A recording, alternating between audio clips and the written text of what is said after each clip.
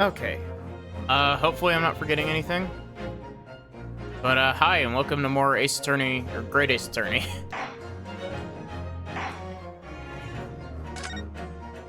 We had to leave it a bit of a weird spot last night, but...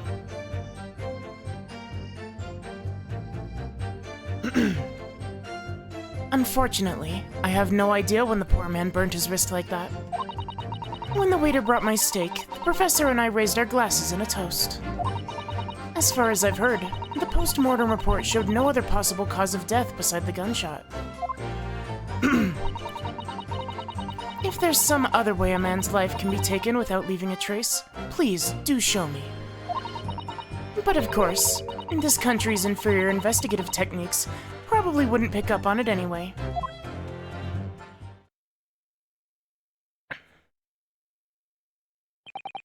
That most captivating and beautiful testimony will go down in the Supreme Court's history. Thank you. Easy does it. I hope that's the last time. I will have to sully my lips. Wow. I hope that is the last time I will have to sully my lips with the coarse tones of your unbecoming tongue. Oh, forgive me. I do hope I haven't insulted anyone. Not at all, not at all. It's a delight merely to hear you speak, dear lady.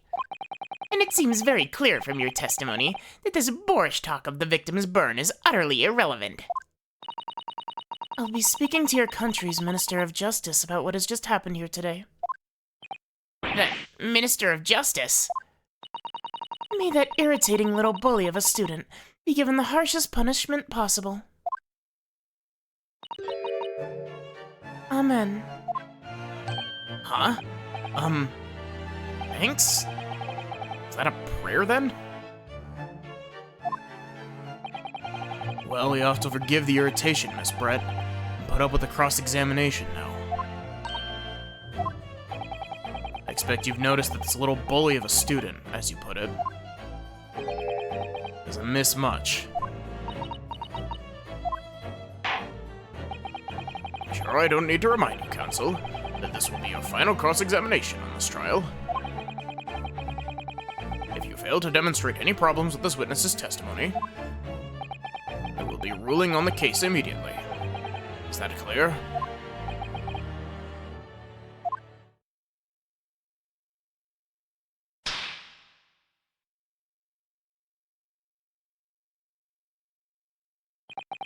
Yes, Your Excellency. Then you may proceed with the cross-examination.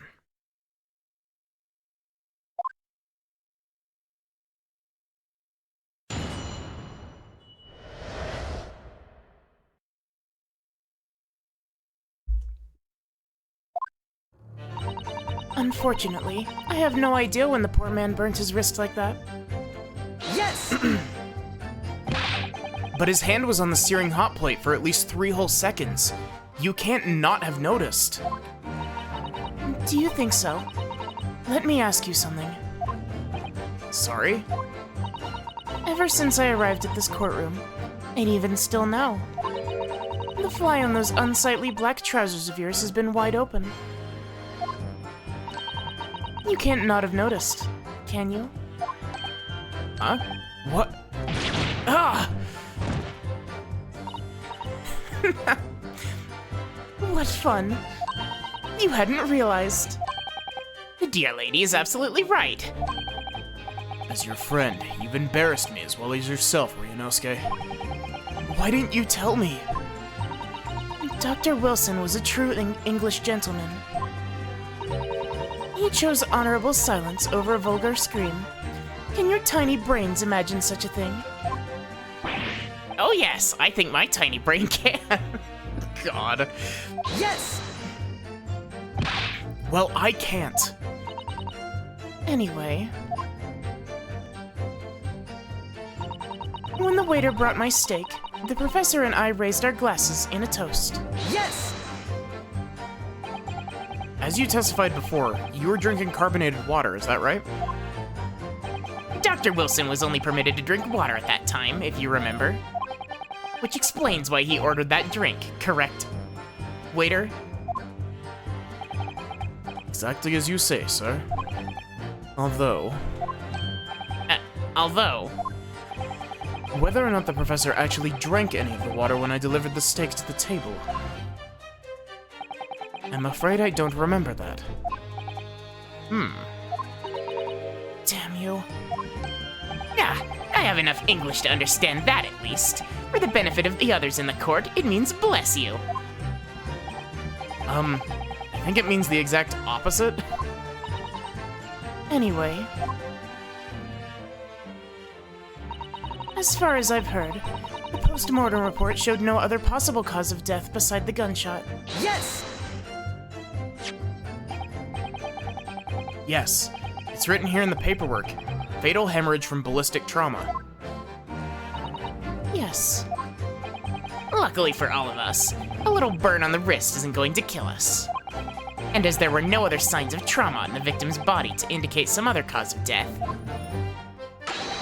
it can only have been the bullet from your gun that you put, from your gun that put an end to this innocent man's life.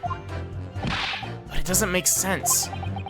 The burn must have happened straight away when the plate was first brought to the table by the waiter. Yes, that's true. If it had cooled even slightly, it wouldn't have been able to make a burn like that. And if the victim burnt his wrist on the hot plate as soon as it was brought out from the kitchen, then he must have already been dead at that point.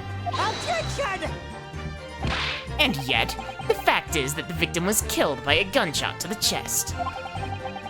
Until you're able to show the court evidence to disprove that, this is a complete waste of time. I concur. Prosecutor Ouchie is right. Ugh.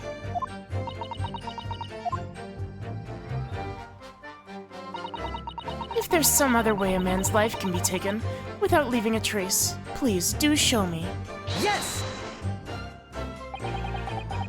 Without leaving a trace. If someone is shot, or strangled, or stabbed, or thrown from a height, however a person's life is taken, there are always telltale traces on the body. Quite right, dear lady. And as our police force has thoroughly examined the body of the deceased, there can be no doubt. Isn't that right, Inspector Hosonaga? As I've said, I always aim for a flawless investigation. There would be physical traces with all those causes of death, that's true. But maybe there's some other way of killing someone that doesn't leave a mark. If, heaven forbid, you doubt me, young man, you're going to have to tell everyone how exactly you think the professor did lose his life. Otherwise, I'm afraid your argument falls rather flat, doesn't it? Oh no, perish the thought. Calling such a sweet young lady's innocence into question. On my honor, I, Takatsuchi Ouchi, will cut down any who dare cast such aspersions. Wow, aspersions is a word I haven't had to say in a hot minute. A way of killing someone that leaves no trace. We need some evidence to back us up here. Yes, evidence. But of course, this country's inferior investigative techniques probably wouldn't pick up on it anyway. Inferior? What do you mean by that? In the lands of the Great British Empire, the police store everything found at a crime scene for later examination. But in this country, you investigate once, and that's the end of it. Isn't that so? Quite right. La Carnival is open for business as usual today, just days after the incident. Exactly. Which means that even if the investigation takes a different direction, vital evidence may be lost. It doesn't even occur to your naive detectives to try to preserve the crime scene. I'm trying to be as tactful about this as I can. You understand. A killer blow. The lady is as formidable as she is beautiful. Amazing. Amazing. He's actually admitting our police may be flawed. Perhaps Prosecutor Ouchie is finally starting to see sense. I very much doubt that. Still, there's something about what Miss Brett just said. There was a moment before when something didn't seem quite right.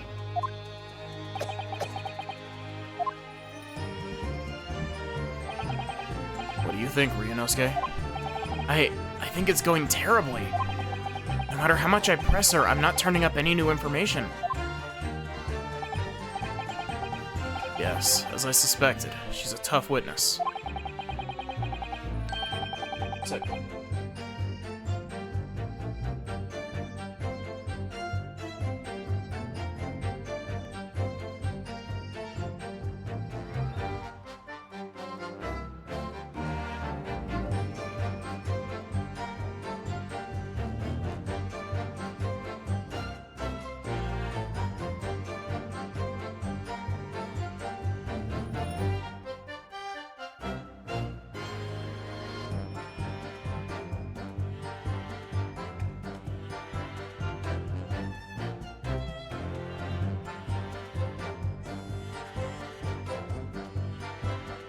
Sorry about that.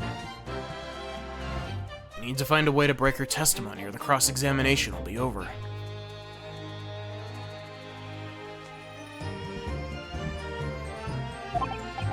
But that would mean I have to find a way.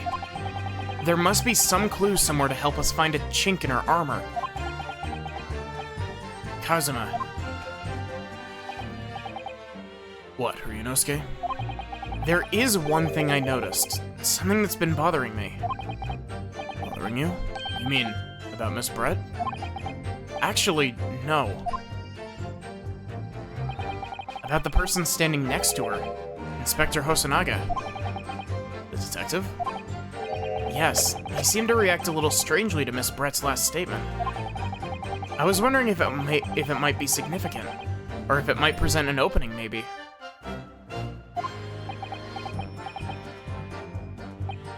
Alright, I have an idea. Try pressing her on that last statement one more time.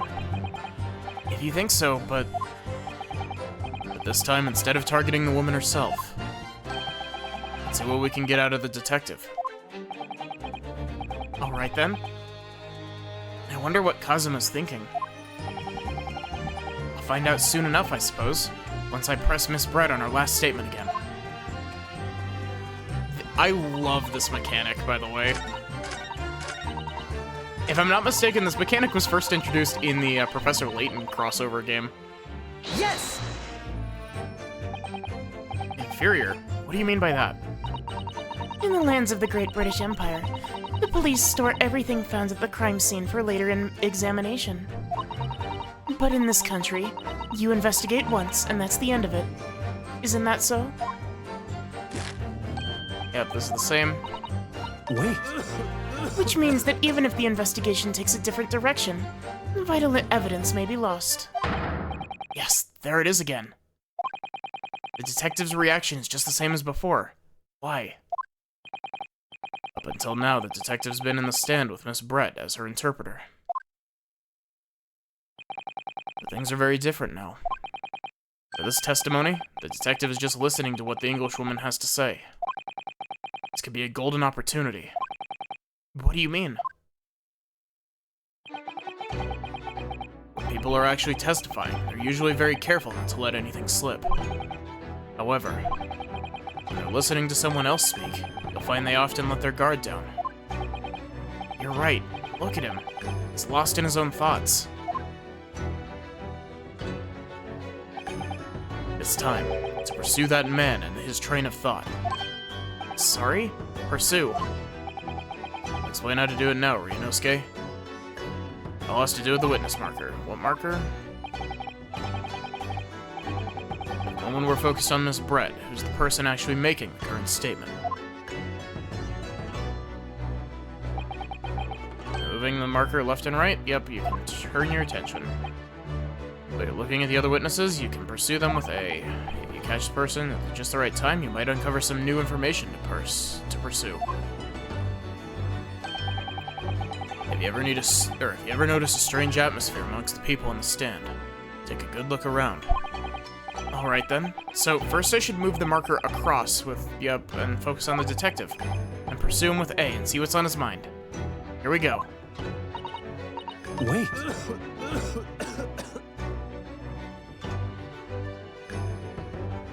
Oh, wow, that... Why was that being so, weirdly laggy?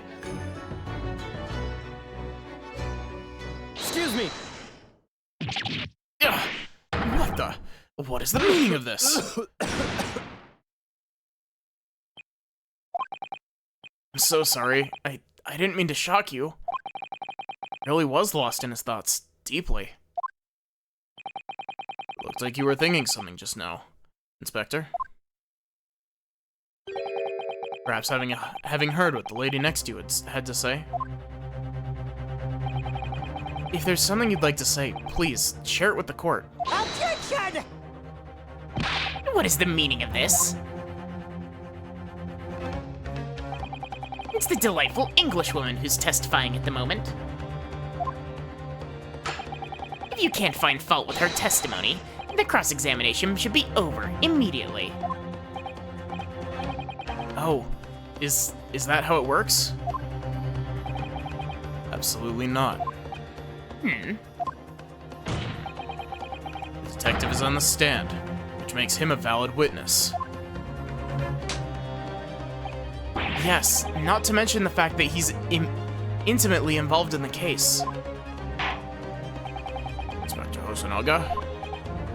Yes. You have something to add in relation to the statement just made by Miss Brett.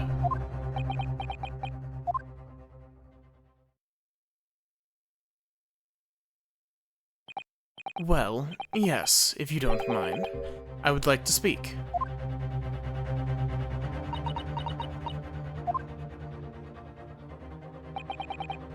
The lady is right. Our country's police practices are not as modern as those used in Great Britain. Which is why I, Satoru Hosonaga, always strive to make every investigation I'm involved in flawless. What do you really mean by that? I'll tell you what I mean. I won't have evidence lacking on my watch. I'm not afraid to take everything I can from the scene of the crime. It's preserving evidence, you see. I don't care if they call me a crime scene thief. I'm not ashamed of what I've done.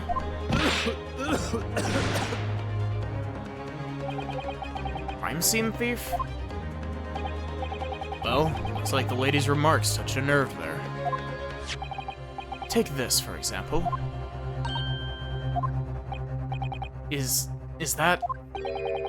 This is the bottle of carbonated water that I took to the victim's table on the day in question. And yes, it's lost all its fizz, having been opened 3 days ago now. But it was carbonated water, I don't care what anyone says. Yes, there's some left in the bottle. I can see it. One day our police force will be among the best in the world. The time is coming, I guarantee it.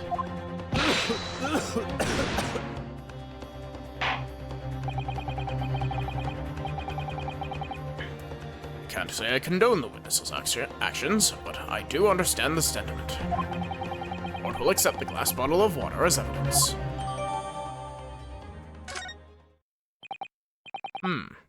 Miss Brett? You confirm this is indeed the bottle from which you drank on the day of the victim's death?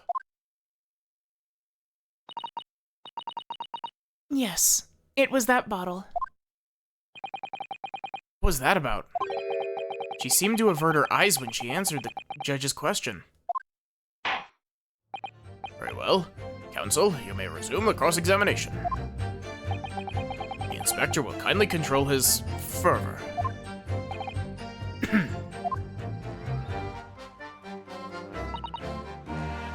Okay, so...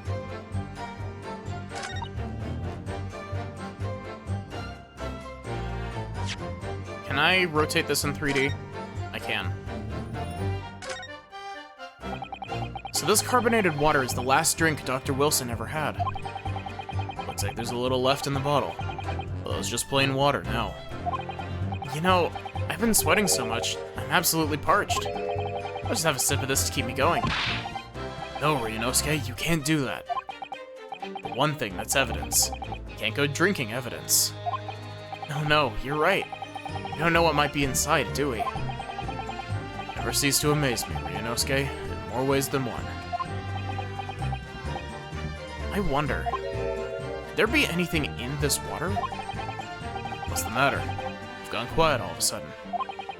I think I might have just worked something out. An interesting possibility.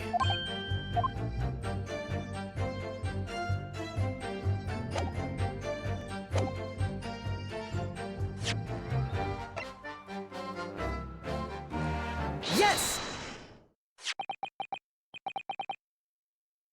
What's this? The bottle of water? Actually, there's one method of killing a man without leaving a trace that comes to mind.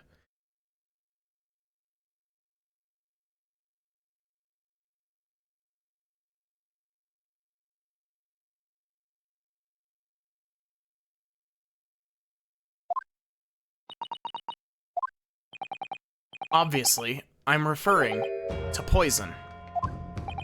Poison?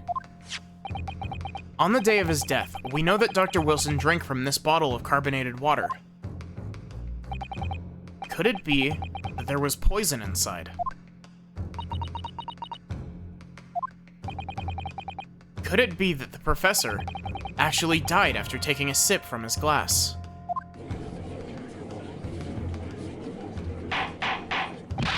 Order, order, order.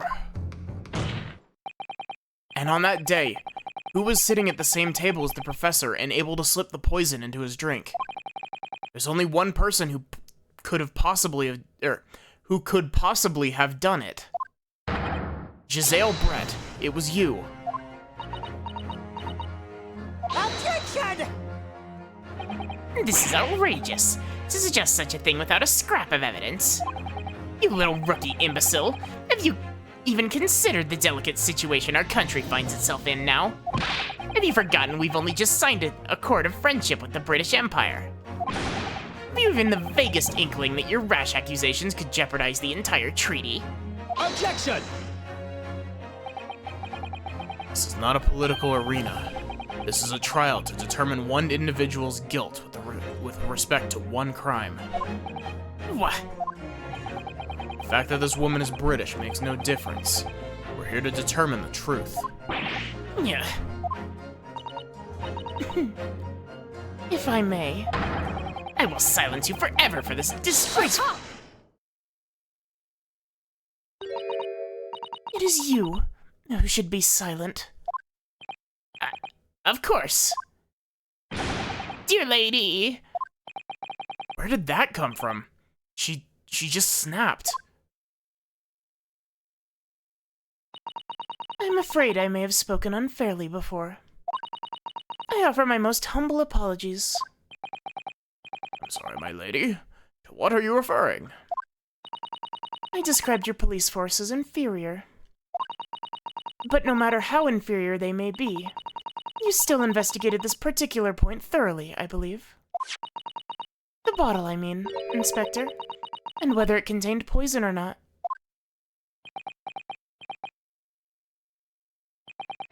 Of course. That's not your voice. Of course. You did? Have you forgotten what my guiding principle is already? I strive for a flawless investigation every time. Don't believe it. Naturally, we tested the inside of the bottle and its contents. And? What did you find, Inspector? I ordered tests for every toxin that's available in this country at the present time. We could find no trace of poison of any description in the bottle of carbonated water, Your Excellency.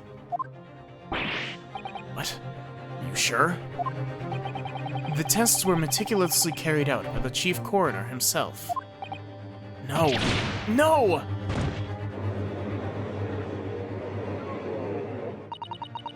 I'm very grateful to all you Japanese. You've successfully established my complete innocence in this horrid affair. Thank you. But of course, dear lady, the pleasure was all ours. So sure. This can't be right. Everything falls into place if he was poisoned. Thank you, Counsel. I think that cross-examination has clarified everything. Well, as the prosecution have asserted, the shot to the chest from the gun is the only conceivable cause of death. Furthermore, The accused, who by his own admission was holding this weapon, is the only possible culprit. I'm done for. The board wishes to apologize for the great inconvenience this has caused you, Miss Brett. Oh no. I'm just glad the matter is resolved. Before proceeding, I must ask the counsel for the defense. Do you have any further new evidence to present the court at this point? Kazuma?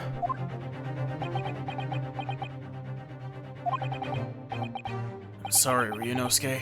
I have nothing more. Well, if you'll excuse me now, I really must be leaving.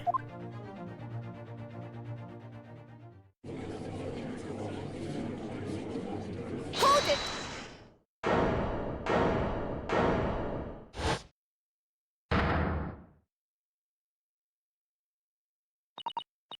Please, wait. Isn't that... What is the meaning of this? Forgive me for intruding on court proceedings, Your Excellency. Susato Mikotoba, Judicial Assistant to the defense. Mikotoba. My darkest hour. Nowhere left to go. She appeared like a bolt of lightning. And in her hand, she carried a small package, wrapped in a furoshiki cloth.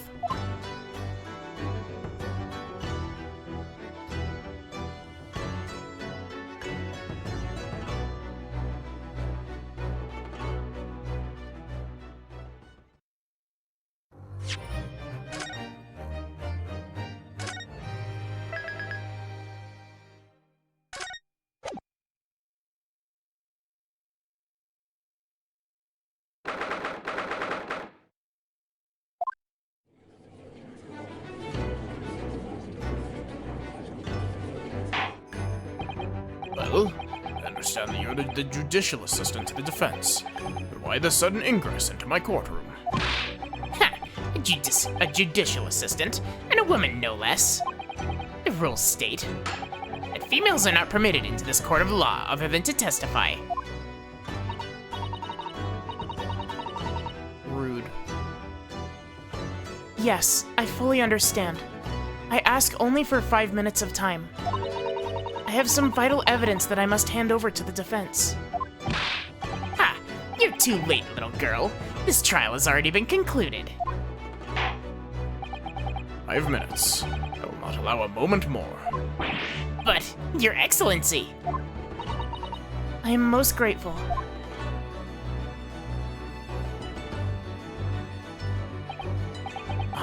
Who exactly are you? I'm sorry, there's no time. Please, simply accept this for now. What is it? A report about something? Written in English. It's Giselle Brett's research. The Englishwoman's? After the trial resumed earlier, I hurried back to the university. I went to Dr. Wilson's laboratory in the medical faculty and borrowed this paper.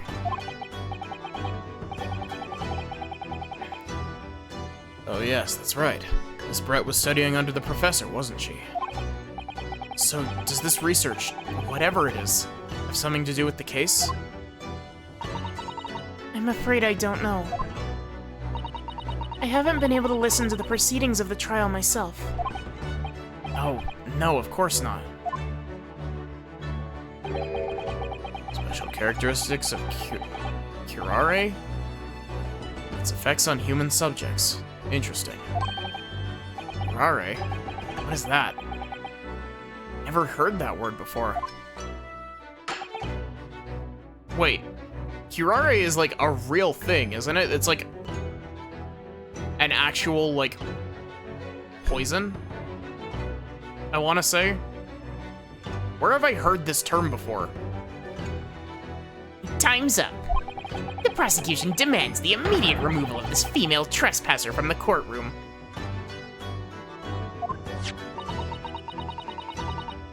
There was too little time for me to read it in detail.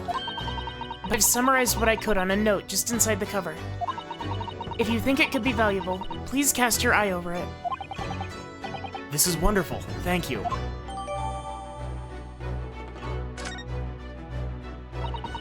Goodbye then, and good luck.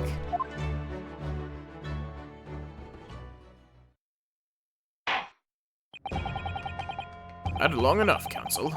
We cannot detain our English guest any longer.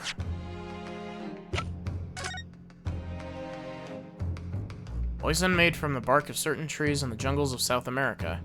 Such as the region have used it since ancient times to incapacitate their prey, instant paralysis of the entire body, and subsequent death, even in minute doses. The above-mentioned effects occur when the poison enters the body through a wound, such as inflicted by a blowpipe dart. Due to its ability to render the human body paralytic, it's believed that the toxin could have application as an anesthetic. However, a solution for the respiratory arrest caused as a result of full-body paralysis must be found first, or patients would die of suffocation.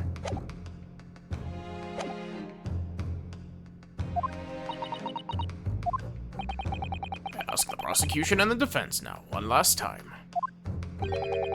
Does either side have any further evidence to present to the court? I presume not, but... The prosecution has made its case convincingly enough already. Nothing more to add, Your Excellency. Ryunosuke, we're out of options here. This really is our very last chance. Yes, I know. Your Excellency, the defense does have new evidence. That look. Unyielding stare of a true Japanese warrior. Well, Miss Brett? Yes, Your Excellency. Wouldn't mind, perhaps you could grace us with your presence a little longer. It's a delightful invitation, but I'm afraid it's not so very long until tea time.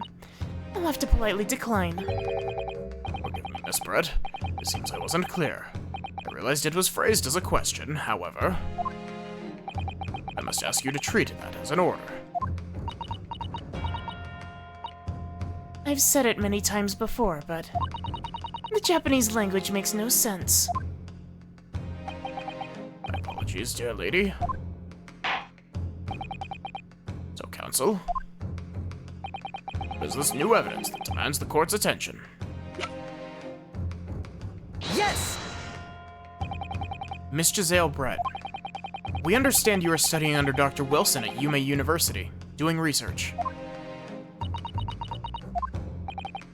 Research, by sheer coincidence perhaps, into a deadly poison. What? Poison? Where are you going with this, Counsel? A toxin known as curare, Your Excellency. Even the slightest amount of this deadly poison entering the body leads to instant death. Objection! What? What complete and utter nonsense! Curare, you say? I've never even heard of it. You wouldn't have done. What do you mean? And you wouldn't have heard of curare before. For one very simple reason. It doesn't exist in our country. It doesn't exist. Correct. Which means, no matter what tests the police can do for toxins, they'd never identify curare. Why? Because there is no test available here that can identify the presence of this highly deadly poison. That was a bit of a weird sentence. Order, order, order. Counsel, does this deadly poison truly exist? According to this report authored by the visiting research student from England, curare has long been used by the tribespeople of South America as a poison to lace their arrows. It seems that it's reasonably well known among European doctors and scientists. To lace their arrows? The report states that it is produced from an extract of a tree that grows deep in the Amazonian jungle. It was first brought back to Europe at the turn of the century by explorers. It claims that animals shot by arrows laced with curare suffer instant death. that about sum it up, Miss Brett? Objection! Trumpery. These aspersions are utterly wow, this is a sentence. These aspersions are utter trumpery. To start with, if the victim had been administered some of this so-called deadly poison, he would have been squirming and writhing in pain, and the other diners would have surely noticed. That's true. What do you say to that, Inspector?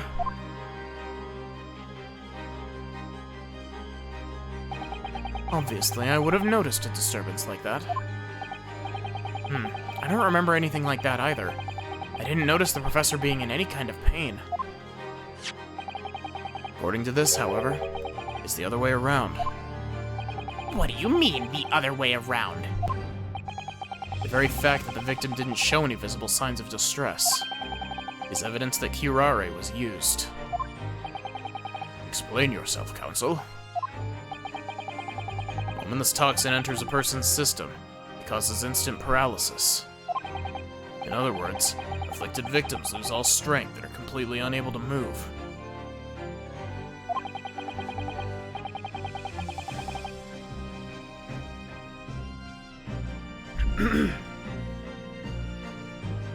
Even if they were in total agony, there would be no visible signs of pain at all.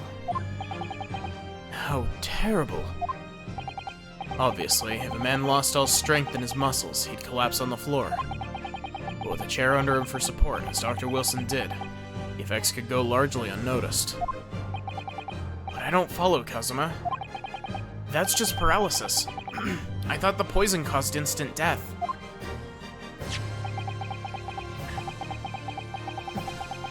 I've played Virtue's Last Reward. I know how paralysis can lead to death. Well, explanation is extremely unpleasant. Poison causes immediate paralysis, as I said, leaving the victim unable to move. But after a short time, the paralysis is so severe, it causes the muscles that control respiration to fail. Respiration? In other words, the actual cause of death is suffocation. And all the while, the victim is conscious and aware, just unable to move. That's hideous. To the observer, it looked almost like the victim was slipping peacefully into an endless sleep. But for the victim himself, his final moments would be a living hell. That is the true nature of this deadly curare poison.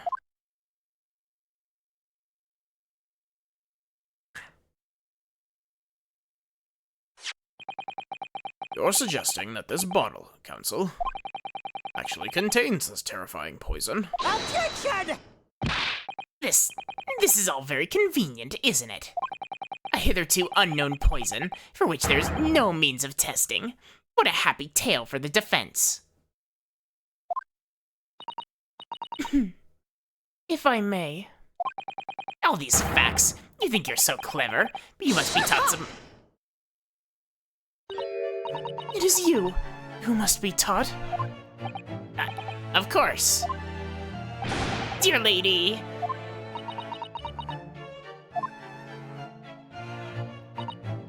So, this is how you Japanese behave, is it? What? You steal another's honest hard work, then announce the results as if you discovered them. I'm appalled. What a loathsome act.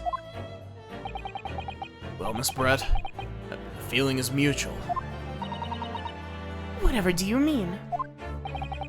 Capitalizing on the unfortunate circumstances of an innocent man to frame him for a heinous crime. That really is a loathsome act. Wouldn't you agree? Objection! Enough of this. I, for one, refuse to accept it. The idea of some poison that doesn't even exist in the great empire of Japan is breaking the rules. What's so funny?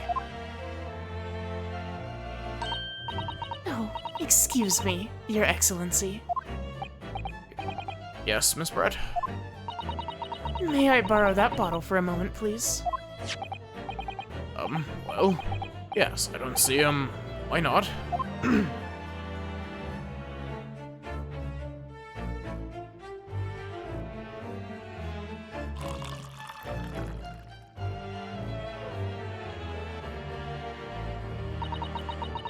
Don't get too big for your... don't get too big for your boots, you insignificant little island boys. Sorry? To an Englishwoman such as myself, this whole affair is a farcical comedy. Your little police games, and these foolish courtroom antics. It's laughable, really. But I'm getting bored of it all now. It's time for the games to end. Cheers.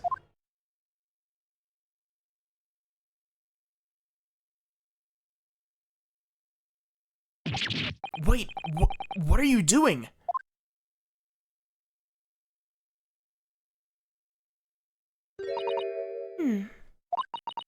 No sparkle left at all. How appropriate for this shabby affair.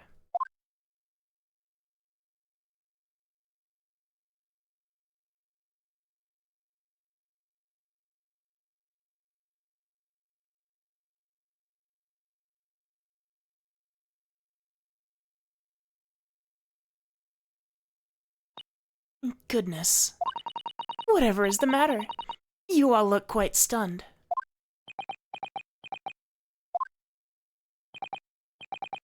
So, no curare. The bottle was clean. Is that what you're saying? You look quite incredulous, little boy. But of course, that's the simple truth. Thank you for presenting the findings of my research so concisely here in this grand venue. Most kind. Thank you, waiter. Now then, Your Excellency. Yes, Miss Brett? I should like to be excused now, please. I think I've given more than enough of my time for the furtherance of friendship between our countries. Ah, yes, dear lady. I'm most gratified with all the assistance you have given. This doesn't make sense. There had to have been poison in that bottle. So how? How did she swallow a whole glass and live to tell the tale? I don't understand it. Well, I suppose if nothing else, this little Far Eastern charade will make for an interesting conversation at the next party I attend in London. There has to have been poison in that bottle, isn't there? But there can't have been, because otherwise she would have keeled over dead. Come on, Ryunosuke. We have all the clues now. A bottle of water contains poison. The culprit did put curare poison into Dr. Wilson's carbonated water. The defense refuses to change its position. You're serious? Objection! Fool, are you blind? There's no possible way that bottle could contain poison. I mean, we just saw. Miss Brett drinking the water from it. That's right. Which rather complicates your argument, I'd think. And I believe that complication can be explained. How? Or how exactly? I need to think through all the things that don't quite add up here, one by one. I'm sure the answer is in the evidence, or the evidence we have in the court record somewhere. It has to be. Very well. The defense truly intends to assert this claim. I must ask you to support the assertion with evidence. What explains how the witness was able to consume this supposedly poisoned water unscathed? It's gonna just be the description of this again, right? Because it specifically says the above mentioned effects occur when the poison enters the body through a wound specifically. Yes! The answer to this riddle is right here in Miss Brett's own research report. Objection! That's not a valid explanation. No? After all, we don't speak English. That report is utter gibberish. This impudent young scoundrel is trying to ridicule the court, Your Excellency. not trying to ridicule anyone, honest. I'm just reading Susato-san's notes.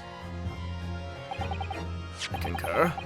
Report is too extensive to be considered in its entirety by the court. We're actively ignoring evidence because it is convenient. You'll direct us to the pertinent section, counsel.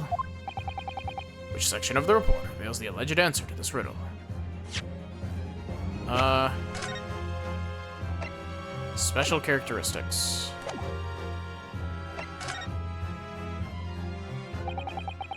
We've been hearing a lot about this curare poison. And it's left me curious about something. Oh, counsel? Well, it sounds as though indigenous hunters have been using this poison for years and years. To lace the heads of the arrows they shoot at whatever prey they're hunting. So we've been led to believe, yes? And the point of hunting is to catch prey to eat. Get to the point, please. But if they were to use these laced arrows, doesn't that mean there would be traces of poison left in the prey the hunters were going to eat? Yes, good point.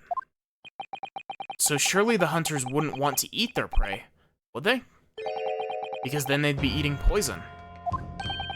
Good gracious, counsel. No, that would be madness. But I actually found the answer to that conundrum in this research paper here. Under special characteristics, it says this. Poison starts to work after entering the body through a wound. A wound, you say? I see. That makes sense. Yes, the mention of that particular detail seemed a little strange to me, though.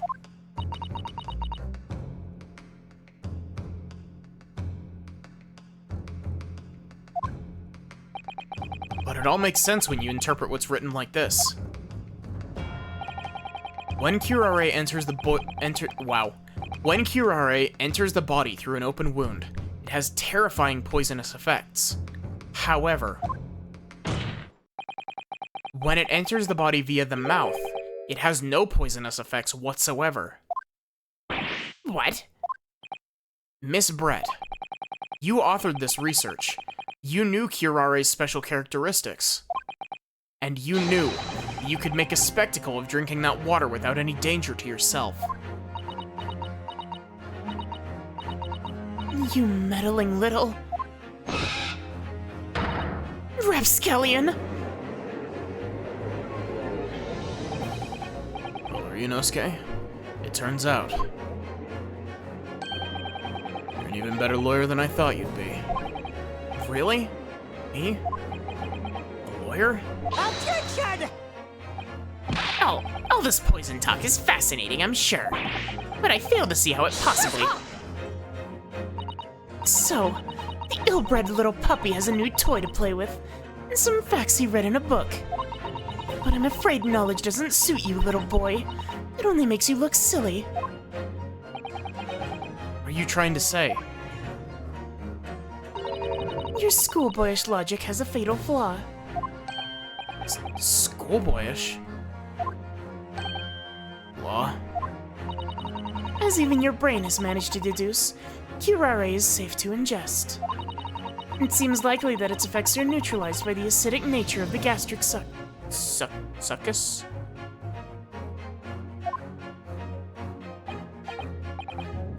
Oh, yes, well, of course. Gastric suckers? What are they? So, if this lethal poison is completely harmless when drunk, the professor wouldn't have died when he swallowed it, would he? That's right. Gracious. That wasn't quite your voice, but okay. That's basic science. And science that even a schoolboy should be able to understand, no?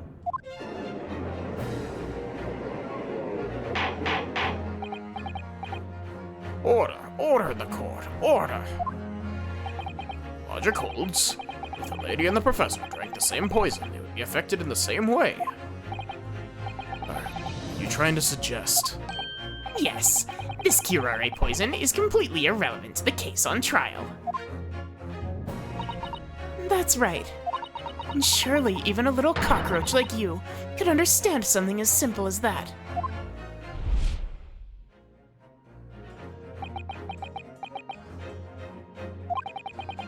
What is this welling up inside me? Never felt like this before.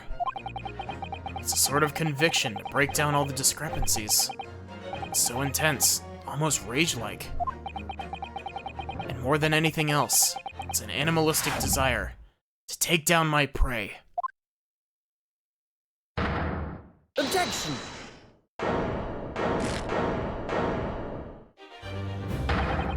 I don't think so, Miss Giselle Brett. How dare you use that tone with me? You know very well that there is no fatal flaw here. You know exactly why, even though both you and the victim swallowed the same poison. You are alive, but Dr. Wilson is dead. So, I'm sure I don't need to remind you. You must provide compelling evidence. As we now know, this poison is completely harmless when ingested. Why would Dr. Wilson alone have been killed by the curare? Because he had dental work, and it would have left an open wound in his mouth. Take that! As Miss Brett so readily pointed out, she drank the same water as the professor.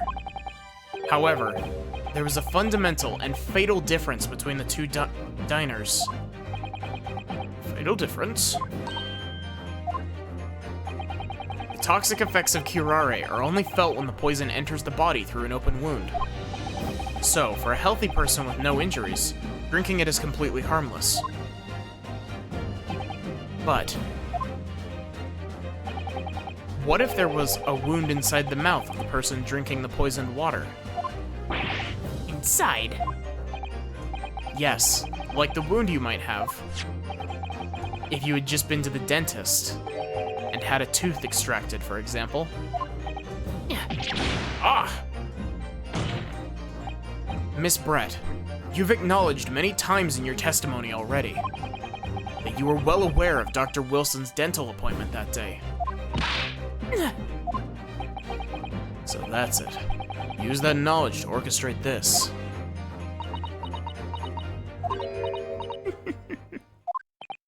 Is she laughing? I don't like to repeat myself, but honestly, I can't resist. These childish courtroom games and your half-baked arguments are also puerile. What do you mean? Don't worry, little schoolboy. You'll find out soon enough.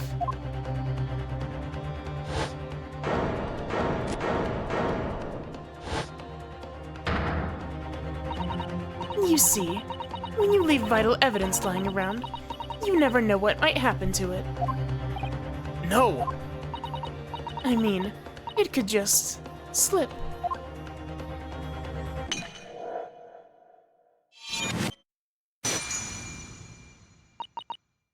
Oh dear, how careless of me. I'm afraid some crucial evidence may have just been tragically destroyed. No!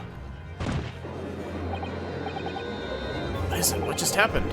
It's the Englishwoman. She just smashed that bottle. And in the Supreme Court. What a terrible blunder. Officer, what are you waiting for? Collect up as much of the water from that broken bottle as possible. At once. You're wasting your time. This delightful carpet under my feet was a gift from the British Empire. I assure you, it will soak up the water beautifully. You've neither the technology nor the presence of mind to recover it.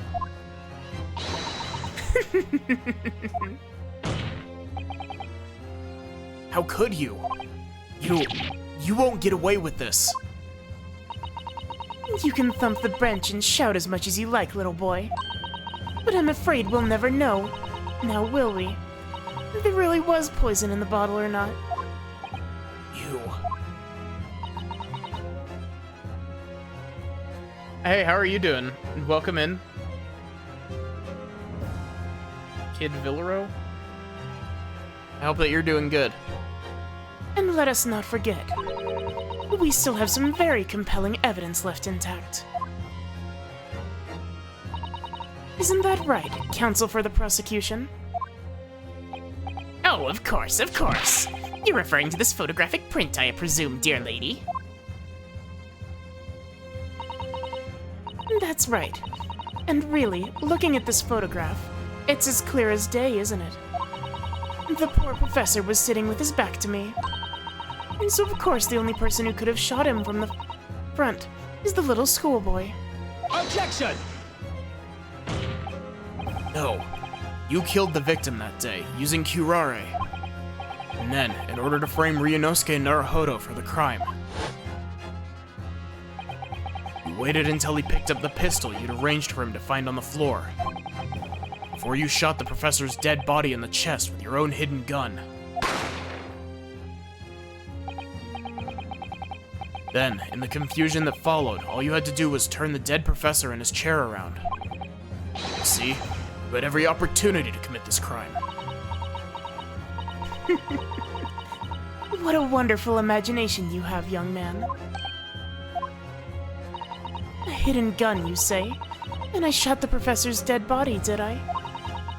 Well, I'm terribly sorry, but you don't have a shred of evidence. Exactly. And as you have nothing to support your wild claims, the prosecution's stance remains unchanged. The victim, Dr. John H. Wilson, was killed by a gunshot to the chest. Delivered in cold blood by the accused, Ryunosuke Naruhodo.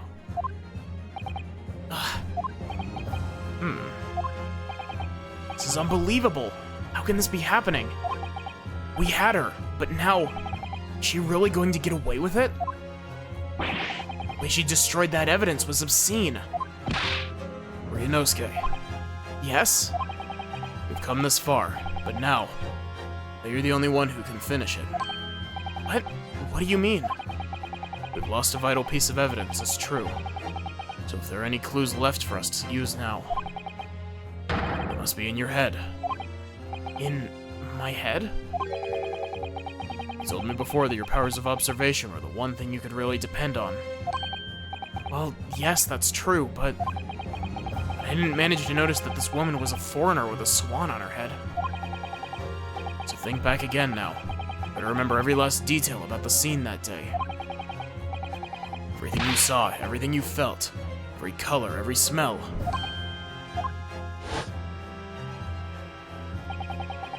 I saw, I felt.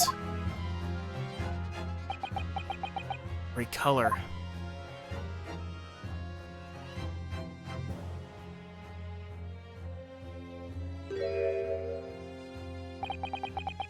Is Kazuma right?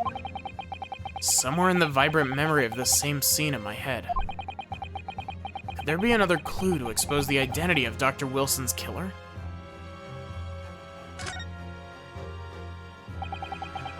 Actually, Kazuma, I think I might have something.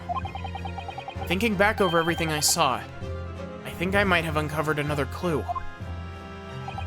Haha. Always have something up your sleeve, don't you, Ryunosuke? Come on, then. Let's wipe that smug smile off the Englishwoman's face with some evidence.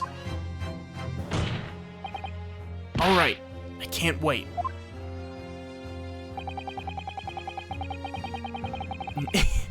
What is that? It's been niggling me for a while. Something feels amiss in my memories of that day. Whatever it is could be the key could be the key to arriving at the truth about all this. It's here somewhere. The clue that shows who Dr. Wilson's killer must have been is...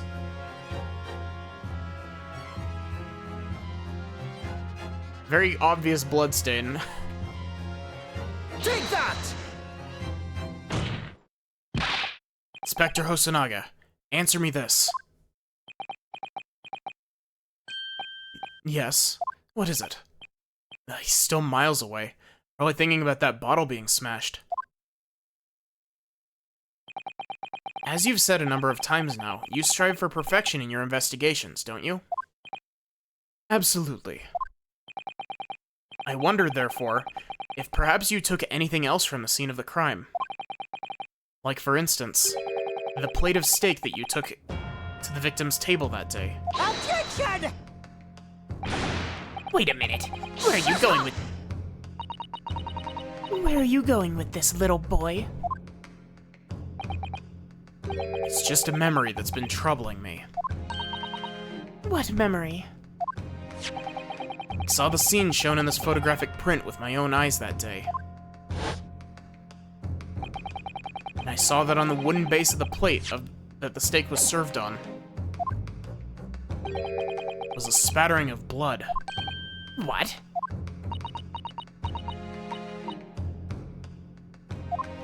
Oh, really? Wait. Oh, really? And what of it? Obviously, that must have happened when you shot the professor. No, that can't be the case. Take a good look at the photograph and the relative position of everything here. The plate of steak is almost directly behind the victim. If I'm supposed to have shot Dr. Wilson in the chest from the front, there's no way that blood from the victim could have ended up directly behind him. Yeah. Yes. Blood to have made it onto the plate implies the plate was between the victim and the shooter. Which means the shooter must have been sitting opposite the professor, as you were. Giselle Brett. I beg your pardon? Objection! This is beyond ridiculous. Fabricated nonsense.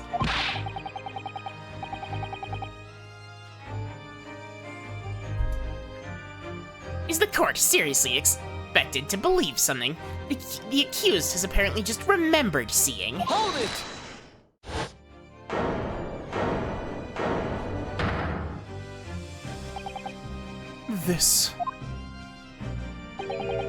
This could be the moment that my entire career in the police force has been leading to. Inspector, you mean... Yes, I took the plate in the interest of preserving evidence from the scene of the crime. I took it meat and all, and I don't care if they call me a crime scene thief because of it. You did what? I took the steak that you'd been eating, Miss Brett. I took the steak that the sergeant had been eating. I did it all in the name of justice. Then we can find out for sure whether or not there's a bloodstain on Miss Brett's plate. We must examine it now.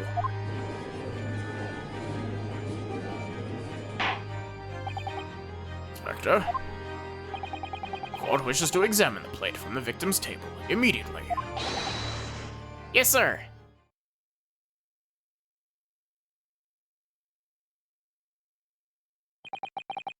Sorry for the delay. Here is what you ordered, the steak. Well, what about the blood? Is there blood on it? Of course there isn't. Inspector, the blood, man, show the court.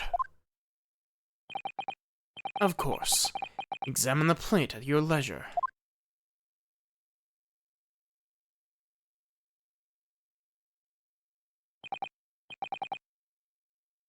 No blood. Blood anywhere. But no, that's impossible. I know I saw it. I'm sure of it. It was right there on the table behind the professor. There was blood on the side of the plate.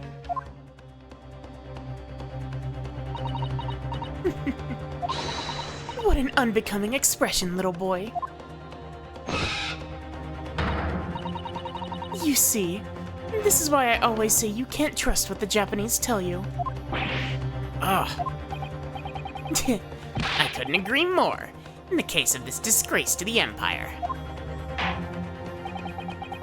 believe we may firmly have reached a conclusion in this trial. Let's hope so. This let's pretend attempt at a courtroom proceedings is painful to watch. But I do promise to do my best to forget about it all when it's over.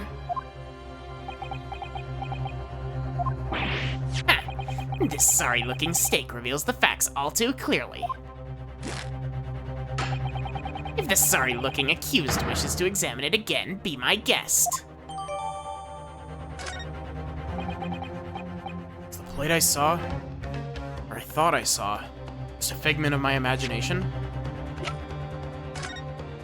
Let's look at the steak. They're lifting the steak. Huh?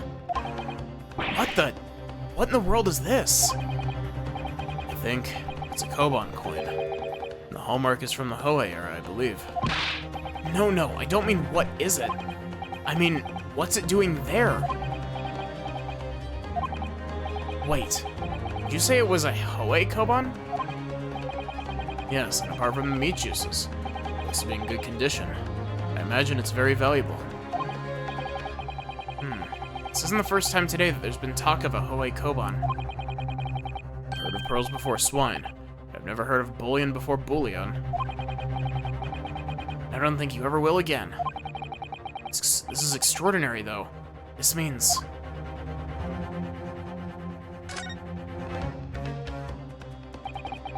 I certainly never expected to find a precious coin underneath this thick cut of meat. It's from Hoei era, too. That'd make it really quite valuable. It's well marinated in the juices as well. Look. What, are you thinking of eating it? No. The next time I order a steak in an expensive restaurant, one thing's for sure. My heart's gonna be racing as I lift up the meat and peer underneath for a prize. I think you might have the wrong end of the stick about this, Ryunosuke. Koban coin underneath this steak. There's only one logical explanation.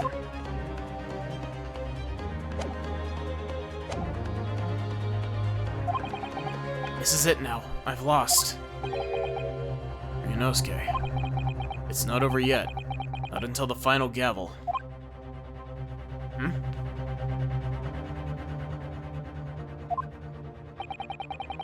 Never stop believing in yourself.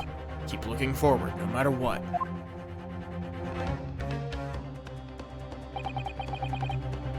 Believe in myself? Really? Maybe I should at least examine the evidence for myself. As the evidence requested by the defense has not been shown to be problematic in any way, I presume any further examination of evidence in this trial will be unnecessary. Defense have any objection? That bloodstain was going to clinch the trial for me. Can this plate of steak reveal any other clues at all?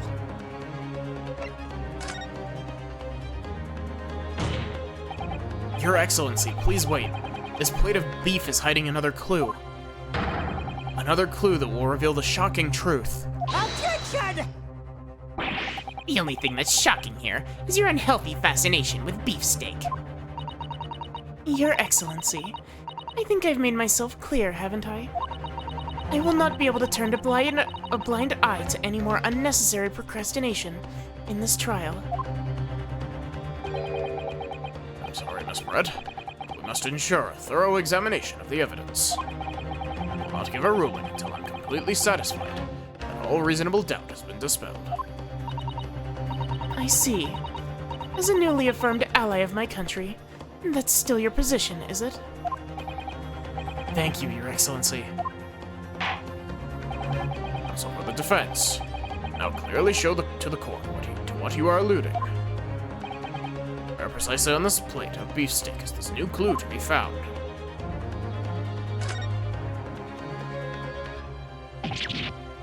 Huh? What the? Oh, wait, this is the same,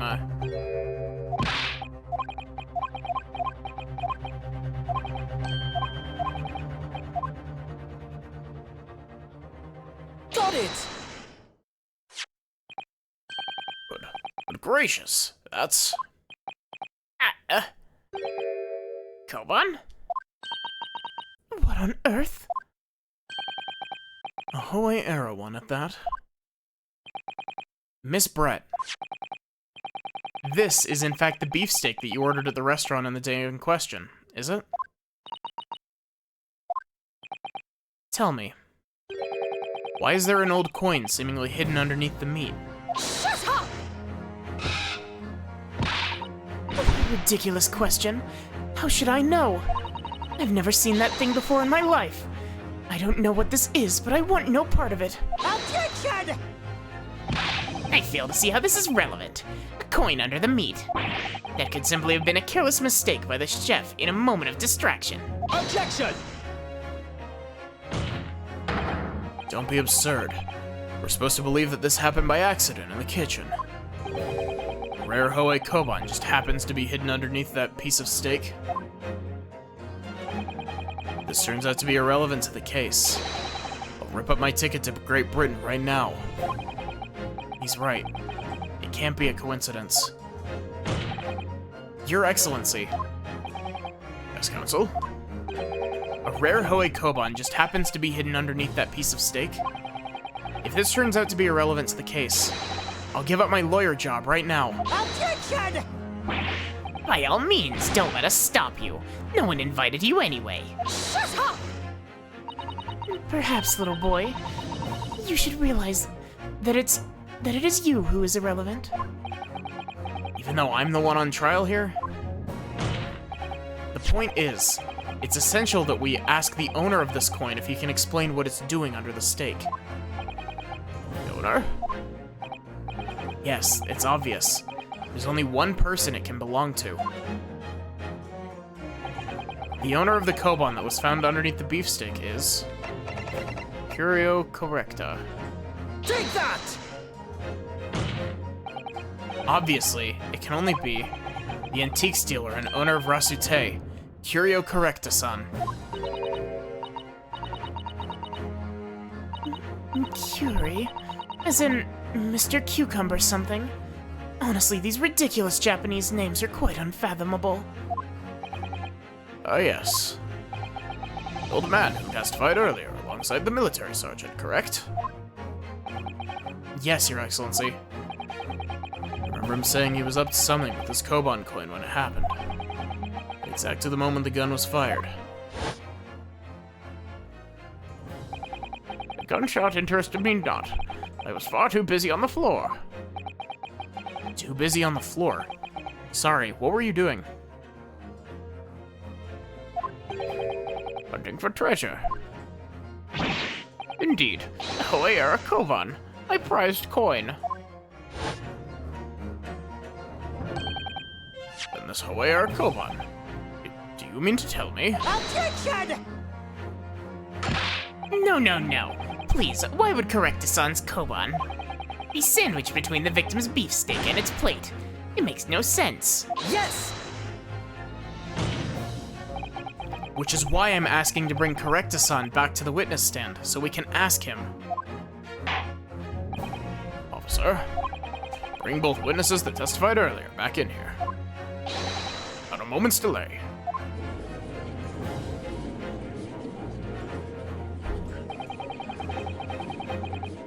Can't believe we've come back around to that pair again. I have a hunch, a strong hunch. If we chase down the real significance of this Koban, we'll find it's a key element of the case.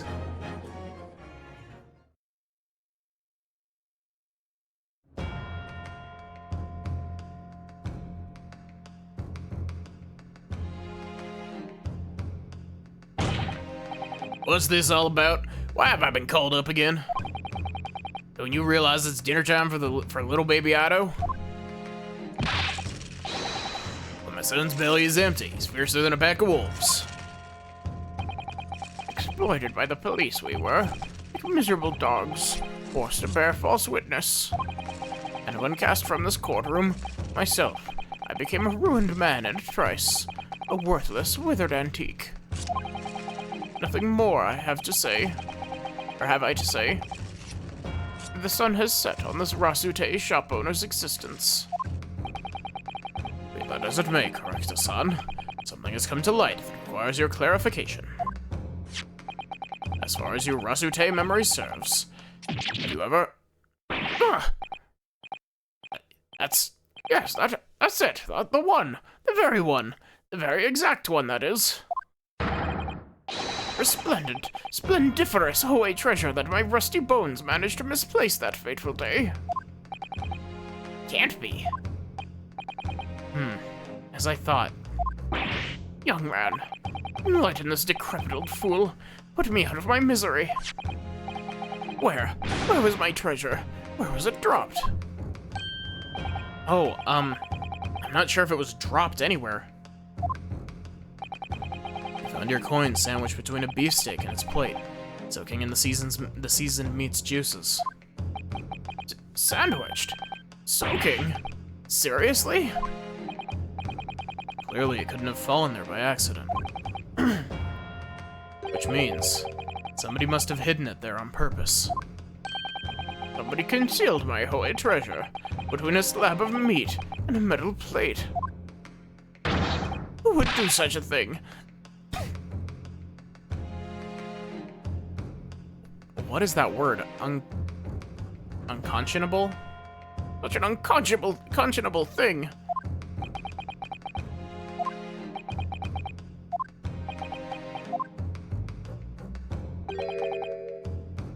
Excuse me. Could I say something? Yes, of course. Proceed, Inspector Hosonaga. I mentioned this earlier in the trial, but I was working undercover in the restaurant in order to investigate another case. Ah, yes, that's right. The secret undercover operation. La Carnival is a high-class Western cuisine restaurant. It attracts wealthy diners, including many foreigners.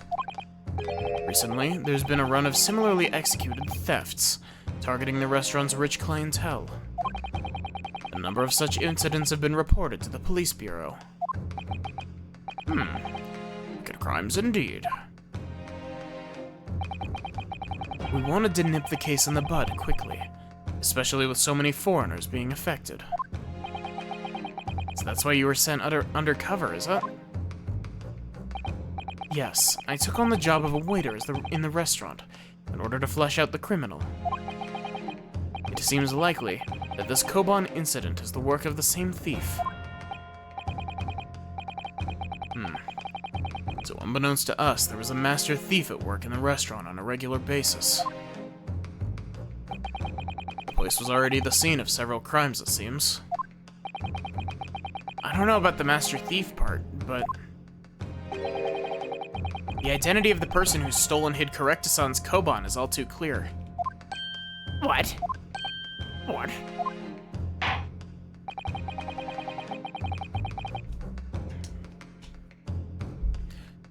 I think the court would like to hear the defense's view on this matter. Tell us, who is the despicable scoundrel that stole Correctasan's Koban and hid it under the stake? Take that! Obviously, it can only be you. Sergeant Yesanosa. How? How dare you, you monster! Monster. I stole that Koban, did I? I'm the master thief of La Carnival, am I? You're seriously accusing me of these crimes, cadet? But it wasn't me, it was Ido. Ido's the mastermind behind this.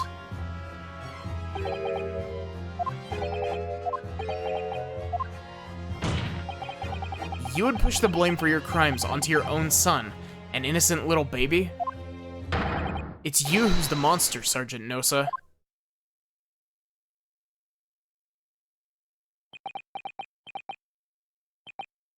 Yeah.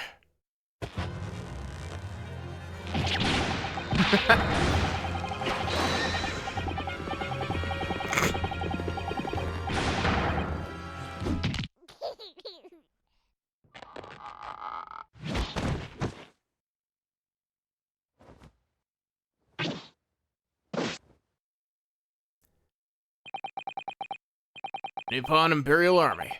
Sergeant Yesanosa, preparing to stand down in the Supreme Court, sir.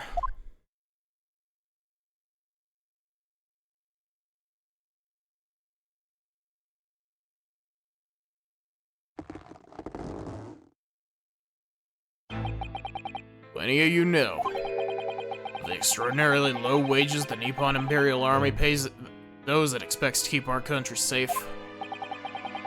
I understand that the temporary increase in taxation owing to the recently ended conflicts remains in place. I've heard it's hard for lower-ranking soldiers to make a living, yes? All I want is to put a hot meal on the table for my son, That's why you were stealing things at the restaurant. Place is even with money. Every 3 days, I'd go there to do some reconnaissance for a target. And I'd enjoy chomping my way through a good steak at the same time. Sounds like he doesn't bother with a knife and fork even. Which is worryingly believable. Your target that day was the old man and his koban. Yes, sir. He was an easy mark. I slipped the coin into my pocket without any trouble at all. A veritable phantom thief you are. Just smash cut to last surprise. I was all set to leave. Steak I was halfway through devouring when it happened.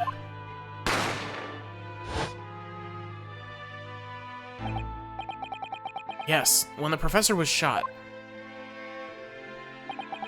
I knew that if the police conducted a search and found the coin in my pocket, I'd be finished. I'd owe too. So I hid the incriminating evidence as fast as I could, on the double. I slipped it under the steak. Hoping that I'd... wow.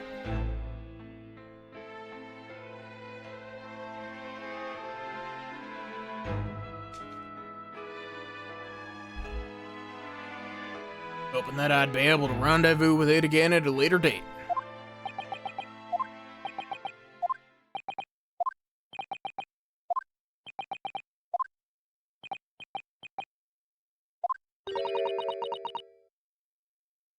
I think that this is...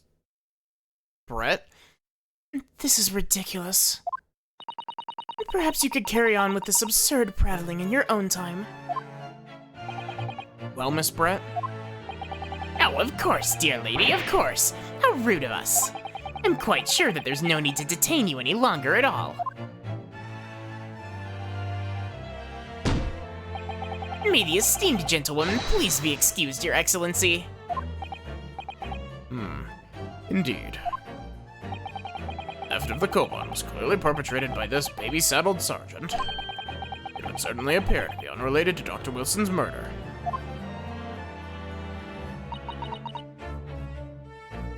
Of course it is. Hiding a coin under a lump of meat. The sheer nonsense of such an idea astounds me. Nonsense, is it? Well... Ugh. And as for picking up your steak and biting into it without using a knife and fork, it's beyond nonsense. It's pure madness. Very well. Now that all questions concerning this witness's testimony have been answered, I see no further justification for detaining her. Miss Brett, feel free to leave. Thank you, Your Excellency. Good luck, everyone. And good day.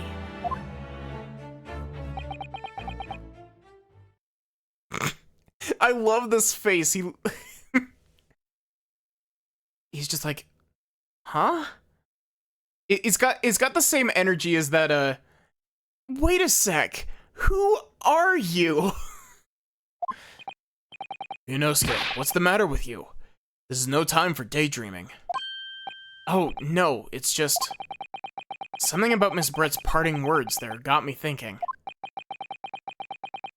I can't quite work out what exactly, but something she said jarred with me. I feel like there was a contradiction in there somewhere. Something didn't quite add up.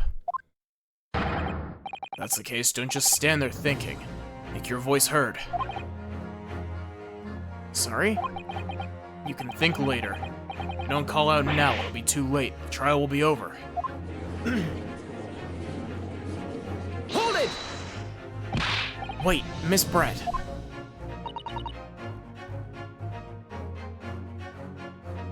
What is it now? I'm afraid. Just one last time. There's something I'd like to ask you.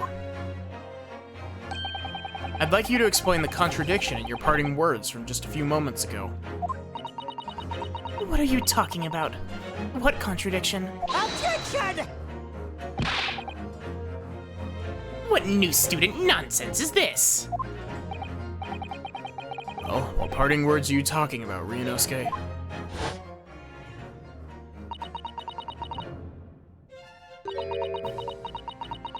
Hiding a coin under a lump of meat.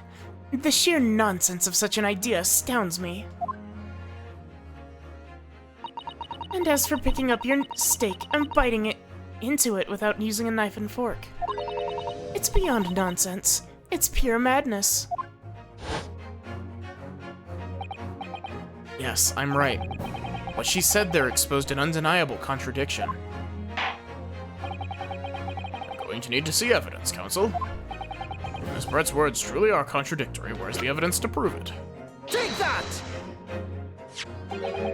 Steak that Miss Brett had been eating before the professor was killed. Yes, go on. More accurately, Your Excellency.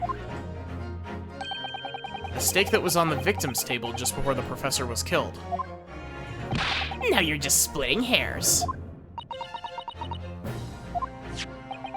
Not true. Doesn't something about this steak strike you as very unnatural? Unnatural?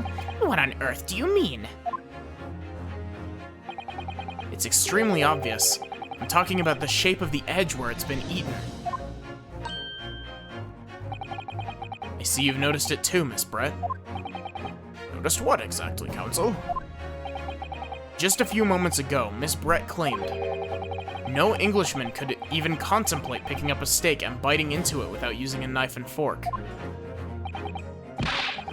Of course she did. She's a refined English gentlewoman herself. Then take a good look at this steak. In particular, the edge where it's been eaten. As you can see, there are clearly defined barbaric teeth marks there. Oh. Looks like Miss Brett has realized something. So, if the witness, as she claims, wouldn't contemplate eating anything without using a knife and fork, there shouldn't be teeth marks in the steak at all. Objection! But what is your actual point? Perhaps the delightful Miss Brett was ravenously hungry and couldn't...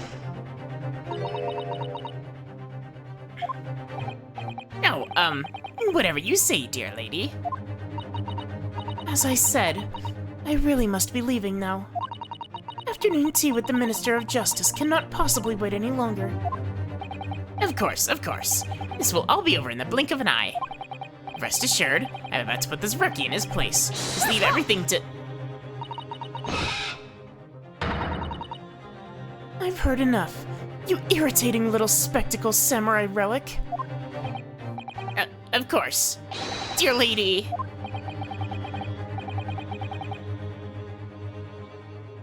What's the matter, Miss Brett? Have we ruffled your feathers? Clearly, the witness knows what this means. She's realized the catastrophic implications these teeth marks in the steak have for her. Ryunosuke, do you know where you're going with this? Yes. Now at last, it's all come together. Mysterious teeth marks in a steak that had allegedly been eaten with cutlery. The reason why the bloodstain I know I saw, somehow seems to have disappeared. And most importantly, the evidence that proves once and for all who shot Dr. Wilson that day. Except that these teeth marks on the steak are a little unnatural, as you put it, Counsel. But what exactly are you suggesting that tells us? Everything, Your Excellency. Everything? Yes, I believe these barbaric teeth marks in the steak here amount to conclusive evidence in this case. Evidence that will prove beyond any doubt who shot Dr. Wilson. Shut up! Conclusive evidence. How many times have I heard that today? You wouldn't know the meaning of the phrase. Typical Japanese empty threats. How can you be so sure? Oh, it's quite simple. If you really had such conclusive evidence, you would have presented it to the court long ago. Actually, the evidence I'm talking about hasn't been brought before the court yet. Hasn't been... what? sec.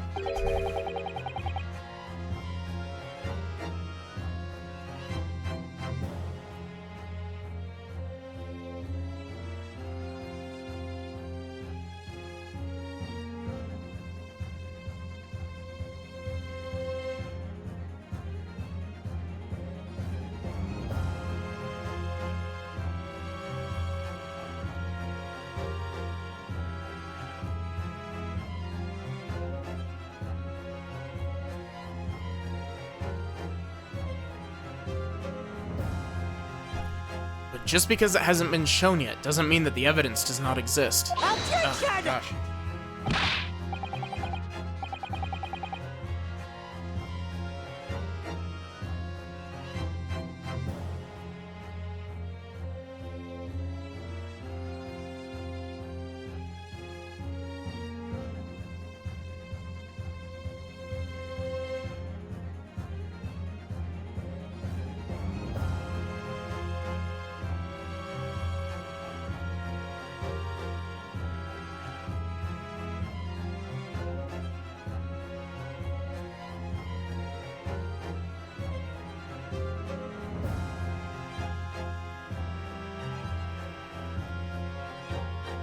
Okay, hopefully that helps. This is absurd. The trial has run several hours already, and you say there's evidence yet to be brought forward. There can't be. I don't believe you have it. Objection! I don't, but there's someone who does have it. Someone in this very courtroom. And if that person is willing to submit the piece of evidence I'm referring to, it will solve every remaining mystery about this case. Very well. I have a feeling this will be my last request of the defense in this trial. Who possesses the conclusive evidence that will reveal the truth about this whole affair? Take that! The answer is obvious. It's Inspector Hosonaga. What? I have it. Yes. You think I've been withholding conclusive evidence? That's ridiculous. No. I'm not saying that. Everyone's attention has been focused on this stake with the teeth marks. Yes. Now, earlier this afternoon, Sergeant Nosa told the court the following. I'd enjoy chomping my way through a good steak. And as well as admitting to stealing Correctasan's coin, he told us that he slipped it under the steak. You watch it, cadet. I'm a superior officer. Sergeant Nosa, could you please confirm something for me? Was the stake that you put the coin under, in fact, your own stake? Tin-shun? Affirmative, of course. I might be a soldier in the Imperial Nippon Army, but still. I'm not brave enough to ask foreign gentle lady if she'd mind me manhandling her meal to hide something in it. In other words, the stake that the detective submitted as evidence earlier was in fact Sergeant Nosa's meal. Objection! But that makes no sense. That plate was taken from the victim's table. Objection! Yet the gentlewoman doesn't take bites out of her steak, nor did she have any opportunity to steal the coin. Of course I didn't steal it. To even suggest such a thing would be an affront to the entire British Empire. Well then, how do you explain this paradox? Exactly. Surely you're not going to suggest that the sergeant switched the two steaks over.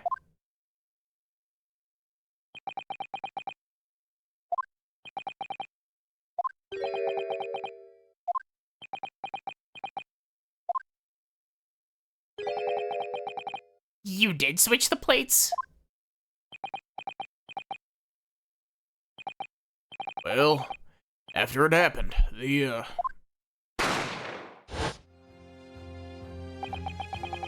when I saw the civilian had been murdered right in front of my eyes like that, I panicked.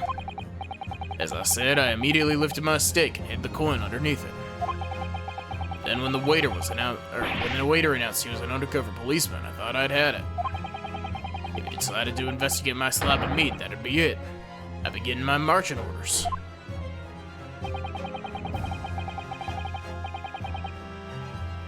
So when the cadet here was arrested and taken off to the kitchen, I seized my chance.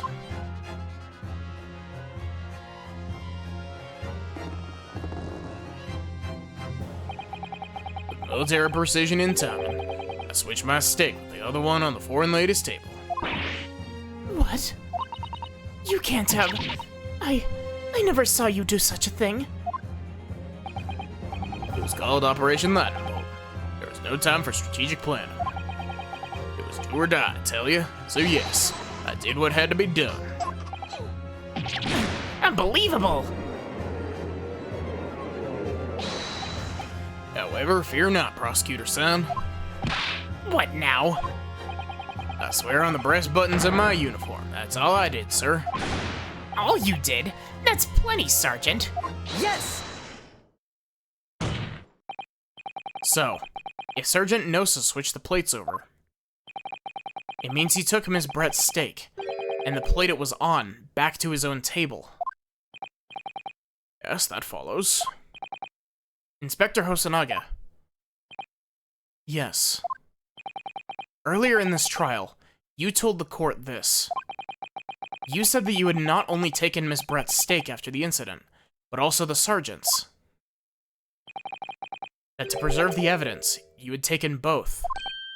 Ah, That's correct. Then please present it to the court now. The plate that was actually on the victim's table at the precise moment he was shot. Shut up! What can that possibly tell us now?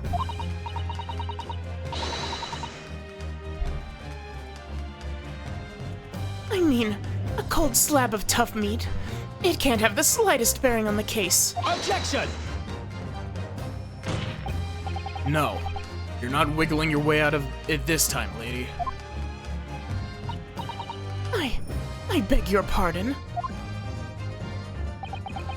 Surely you're not that forgetful. Surely you remember the reason why the steak pan promises to prove such a problem for you, no? You're the ones who decided it was a problem, not me. The reason the defense asked to see the plate was to confirm something the defendant remembers seeing. Thinks he remembers. I'm quite sure of what I saw, Miss Brett.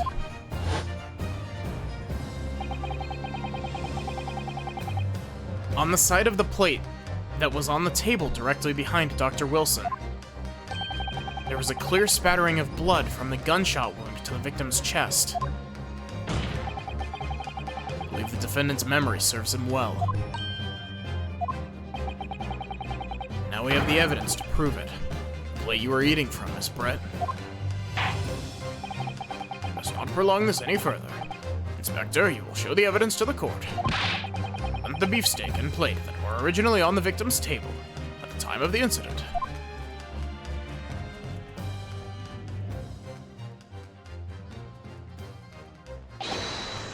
Yes, sir.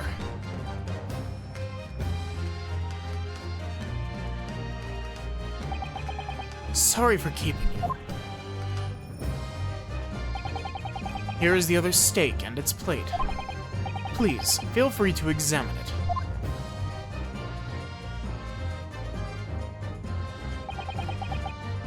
The bloodstain.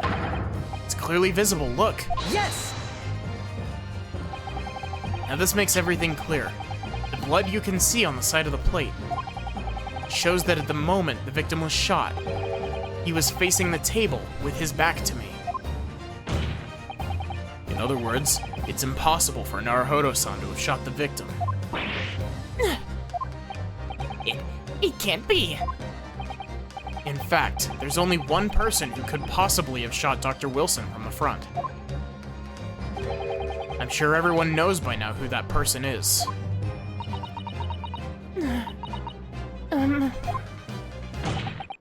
That's right. Miss Giselle Brett. It's you.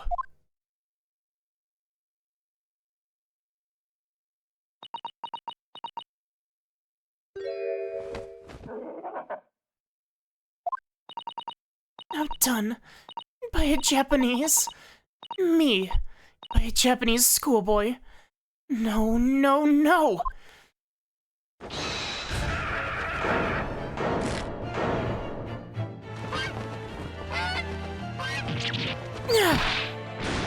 She's got actually a live swan on her head.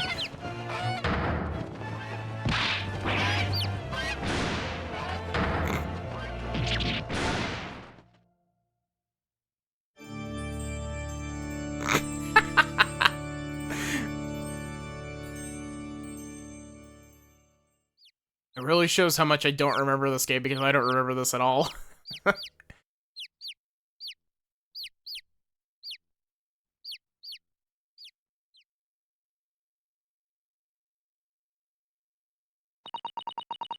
Please excuse my little outburst. I briefly lost my composure. Most unbecoming behavior for an English gentlewoman. Forgive me. Hello, Miss Brett. I think it's time you told the court what actually happened that day. The truth this time. Gladly, Your Excellency.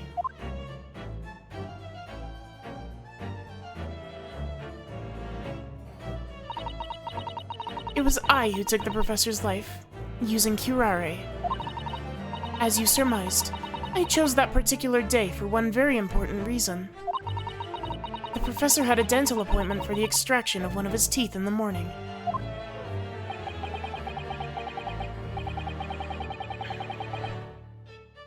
So you plan to kill the professor, knowing that no trace of poison would be found in his water.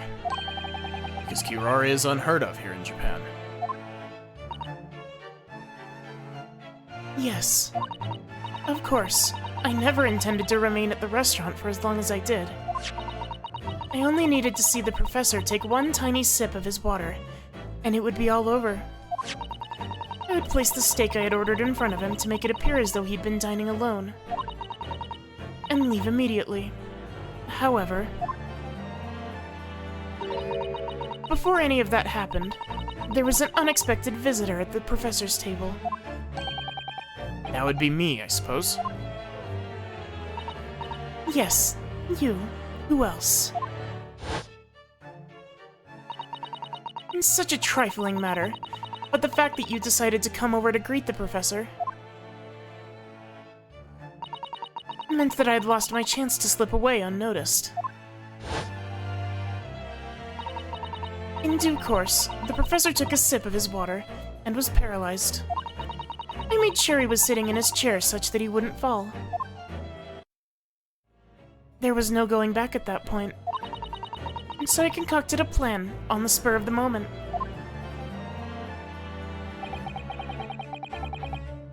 A plan to pin Dr. Wilson's murder on this innocent man. I happened to know that the professor always carried a gun. I decided to use that fact to my advantage. I had the bottle of curare in my handbag. And my own pistol concealed under my skirt. Under your skirt. So I was right. There were two guns. Yes. And I finished my coffee and got up to leave. That's when I noticed the professor's gun, which you had presumably placed on the floor. A place where you were sure I would notice it. And everything went according to plan. You noticed the gun, as I'd intended. And then, just as you bent down to pick it up,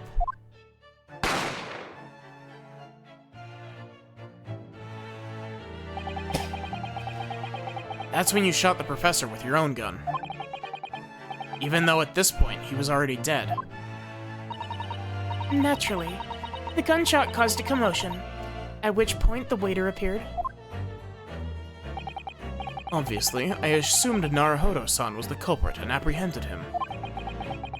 I took him to the pantry that adjoins to the kitchen and locked him inside. And that's when I took the opportunity to turn the professor in his chair around. because of course. You needed to make it look like the defendant had shot Dr. Wilson from where he picked up the gun.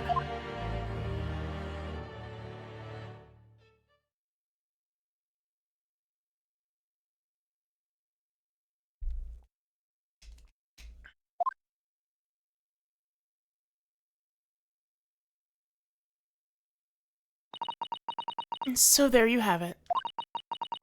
That is the entirety of my misdemeanor.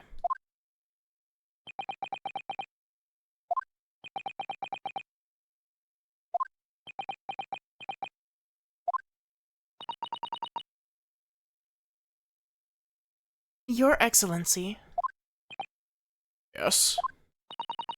I wonder, might I speak with you in private later? I shall call on you. Thank you. Good day then, everyone. I hope you can forgive me, Naruhodo-san.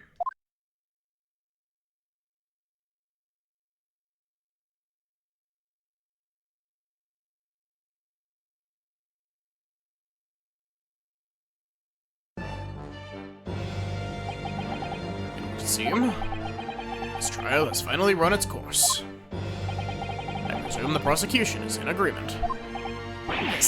This can't be. Taketsuchi Ouchi does not lose. Not to the likes of this rookie student. Better start getting used to tough opposition. Yeah, Ryunosuke Naruhodo.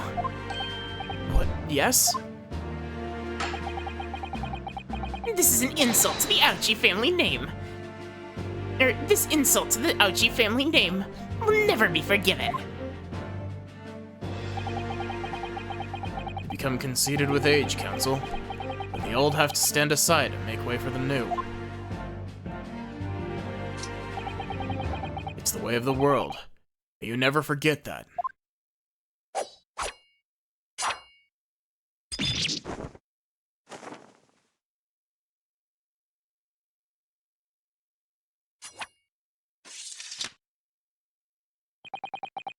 A thousand millennia may pass, and still the Ouchi clan will never measure up to the Naruhodo clan. This trial in the Supreme Court of Japan will, I believe, go down in history as the start of a new chapter in our country's judicial system. Despite being summoned as the accused, you, Ryunosuke Naruhodo, presented an excellent case. Thank you, Your Excellency. Use of evidence and deduction to unravel the truth is a modern methodology. After all, it's only been a few short decades since our country opened its doors to the wider world. The Western ideas of science are rapidly gaining acceptance here. I feel sure that science will bring new methods of investigation and new procedures of justice. A new future of law awaits. What it will look like, I cannot even begin to imagine. It is for the young to pursue. Azuma Asoke. Yes.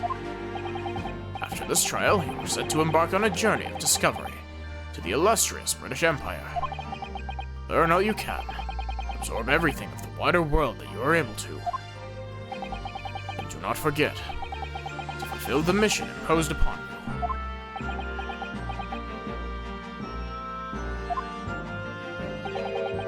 I understand, Your Excellency. What was that about? Why do you look so grave all of a sudden? Never mind. As for you, Ryunosuke Naruhodo. Oh, yes? In you I sense, how can I put it? Unusual potential. I very much look forward to seeing how you carry that onwards. Thank you, Your Excellency.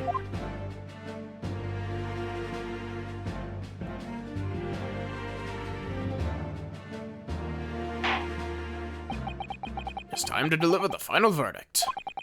I hereby find the defendant, Ryunosuke Naruhodo, not guilty.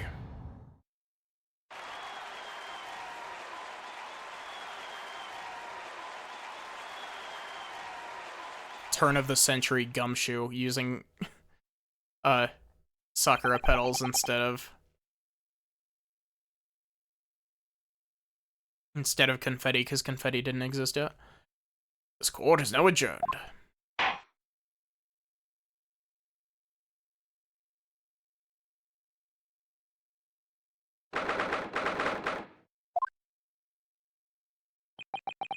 Can't believe it. I can't believe what's happened. I made it. I defended myself and made it through that horrendous trial. Ryunosuke, you finally pulled it off. Congratulations. Well, I couldn't have done it without you. Thank you, Kazuma. No, it was a pleasure to watch you at work. So, you owe me an extra large sukiyaki from the place on Yume University Street. Don't forget. Good afternoon. All your hard work has certainly paid off. Oh. Congratulations to both of you. Congratulations to both of you for proving Naruhodo-san's innocence. Ah, our trusty judicial assistant. You worked hard for that result too, you know? Oh no, I didn't do anything. Thank you so much. If we hadn't had that research report of Miss Brett's, I don't know how things would have turned out. Your kind words should really be for my father.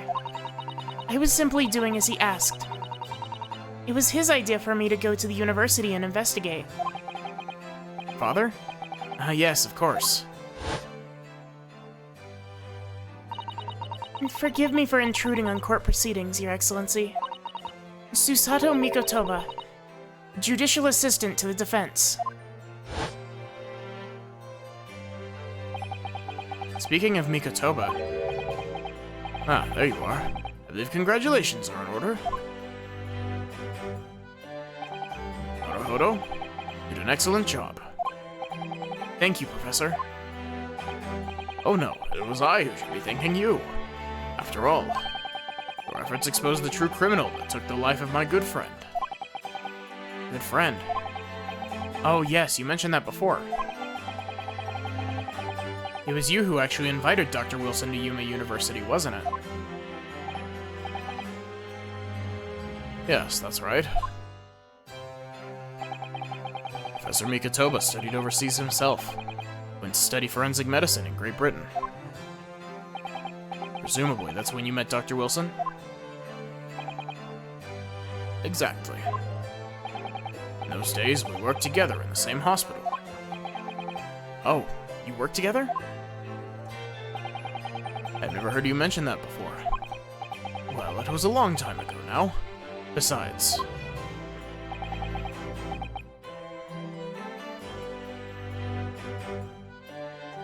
It's your turn, Asogi.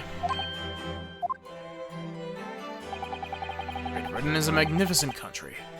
It leads the world. In science, medicine, engineering, culture, and of course, in law. Watch and learn, my boy. See what's happening in the world's largest melting pot. I will. I'll learn all I can. I swear on this, the spirit of the Asogi clan. You're not taking that sword to Great Britain, are you? Of course I am. The Japanese man's katana is his soul. This blade shows me where I need to go. It cuts down anything that's in my way. Yes, I've definitely seen how sharp it is already with my own eyes. It reminds me, what's happened to the woman? To Giselle Brett, I mean. After all, she's guilty of murder. Oh yes, her. It's not easy to tell you this, but... What do you mean? Surely she's going to face trial herself now. She's the true culprit, after all.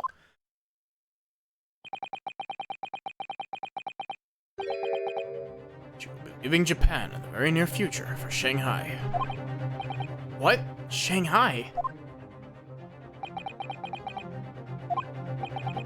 Giselle Brett will not appear in court again in this country. I'm certain of that. What? But why not?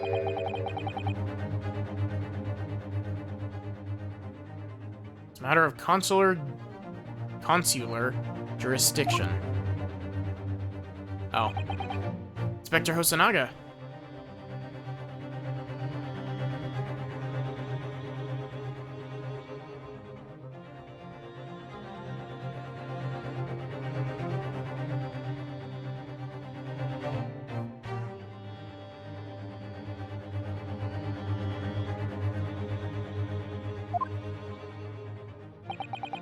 It was a hard-fought battle in the courtroom today.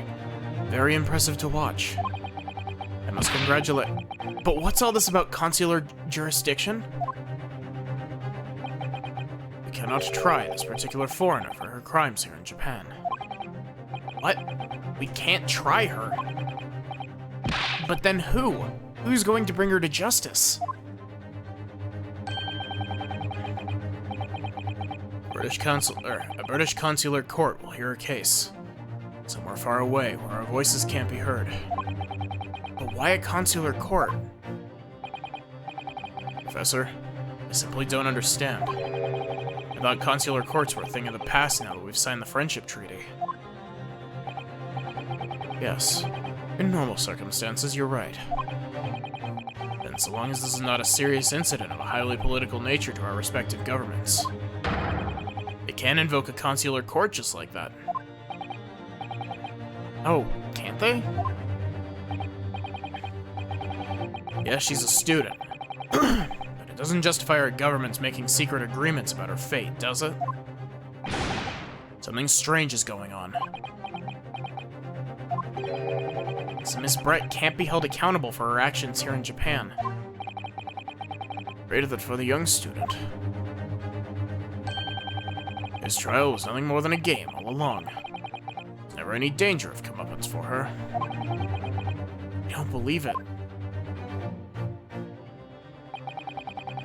The British government's Foreign Affairs Ministry has demanded that we hand over custody of Miss Brett. They're obviously taking this case of a foreign student committing murder very seriously.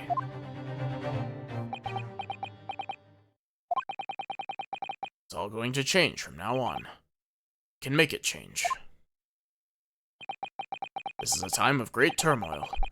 This new era heralded by the start of the 20th century.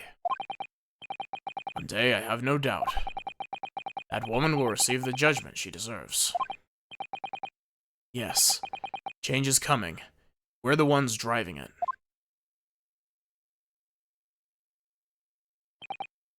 Well, I think that's enough seriousness for now. This evening calls for a celebratory drink. But Professor, you're right. There's no time for gloomy faces. We should be celebrating Ryunosuke's not guilty verdict. Let's start having some fun. In that case, might I suggest a La Carnival? As head waiter, I should be delighted to provide you with ample food and drink. You're a detective, Hosonaga-san, aren't you?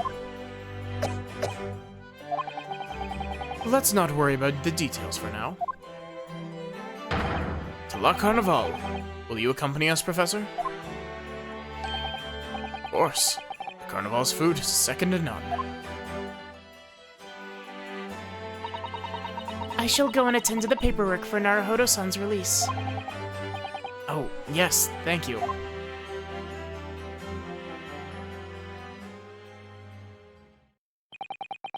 So Giselle Brett won't be tried here. I suppose that means I'll never know. Never find out why she killed Dr. Wilson.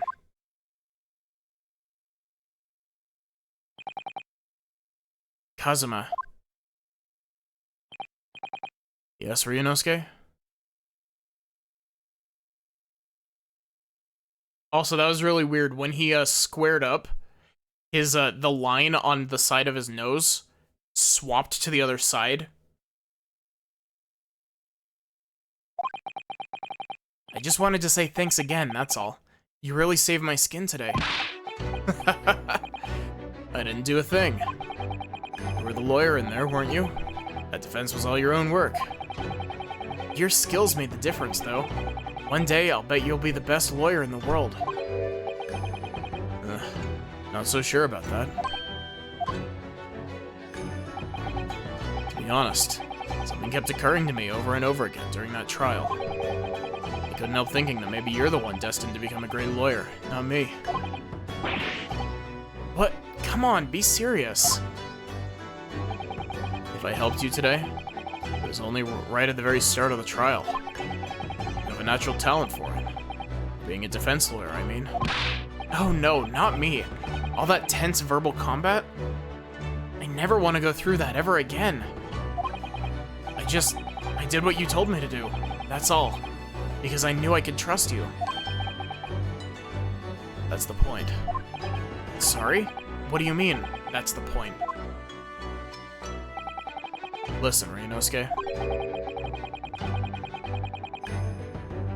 Do you know what the most crucial weapon is that any lawyer needs in order to win? Knowledge of the law? No. The ability to believe. To believe? To believe what? The defense lawyer has to fight for his clients. He has to believe them at all times. Like you believed in me when I said I didn't do it. I'm human, just like you. I don't have some superhuman ability to know the truth. Wink, wink, nudge, nudge. Original trilogy Phoenix, right? But you have to make a choice about what to believe in, and stick to it when you're defending someone. Sometimes in the courtroom, you really be backed into a corner. Being able to remain faithful to what you chose to believe in even then. Well, that's not something that anyone can do. It takes a special kind of person. Believing in your client. Just look at today's trial. I'm a student lawyer with precious little real experience. You never stop believing in me. Well, I face seemingly hopeless situations time and time again. Never stopped looking for the truth. And in the end, you found it. Through your own efforts. Because you never stopped believing in me. Thanks, Kazuma.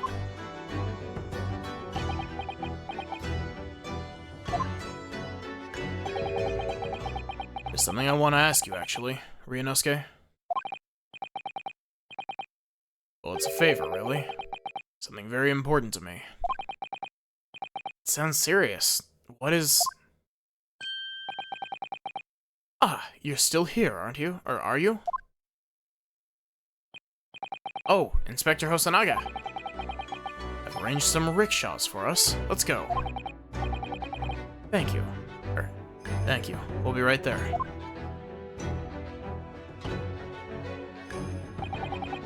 Let's pick up this conversation again later. We should be celebrating right now.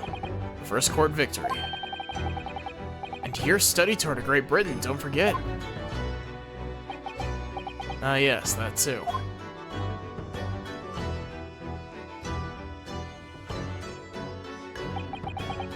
So my very first trial came to an end. Kazuma, Professor Mikotoba, Susato-san, who acted as my assistant. Inspector Hosonaga, he didn't really play much of a part, but still. It was because of the help and support of all these people that I managed to get through that trial.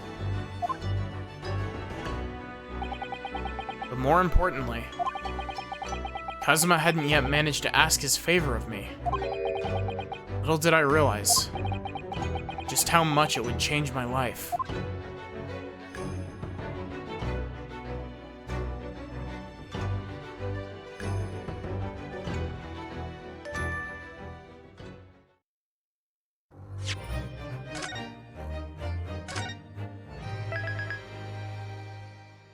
Adventure of the Unbreakable Speckled Band.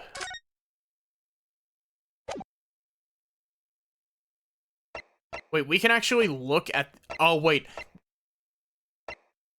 I was thinking, wait a sec, is this because I have clear data? I do not have clear data on this, actually. I wonder if all the episodes are just unlocked by default.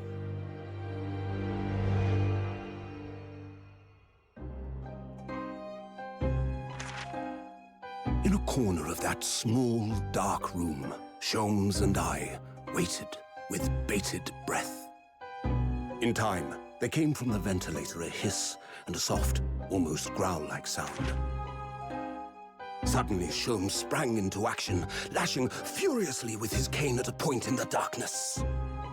"You see it, Wilson?" he yelled, his tense voice reverberating through the air. I raised my dark lantern shutter, and the room slowly came into view. Sholmes was staring intently at one particular corner when he started whispering to me. The victim's most perplexing final words. The speckled band. I believe this is the terrible coil to which you referred, Wilson. In front of us was an enormous adder, its fangs bared as it threatened to strike. It truly was the most terrible speckled band I had ever seen.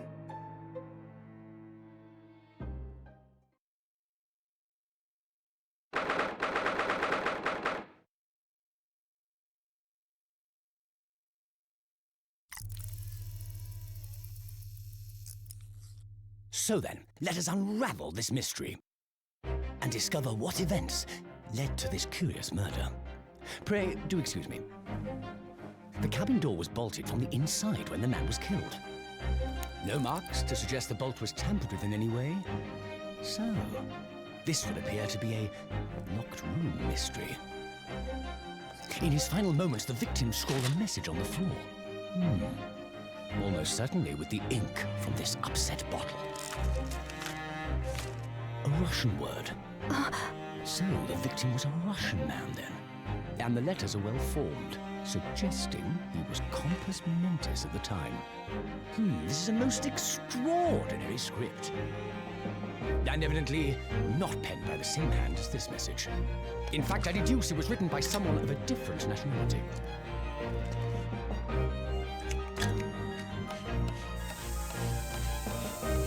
This paper seal was placed just prior to the incident, by the victim himself, I would venture.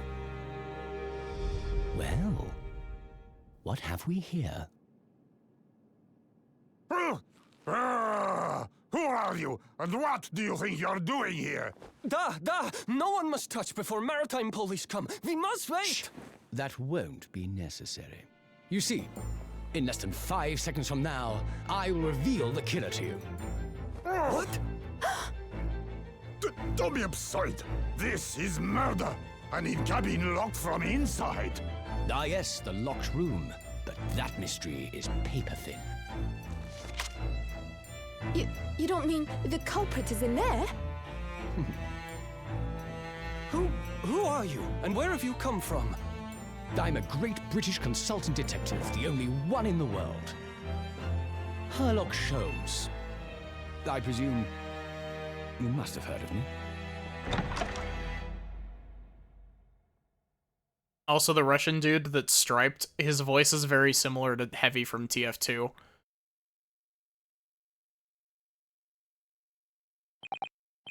Ugh. My head is throbbing. What's going on? Something's not right here. There's trouble in the air.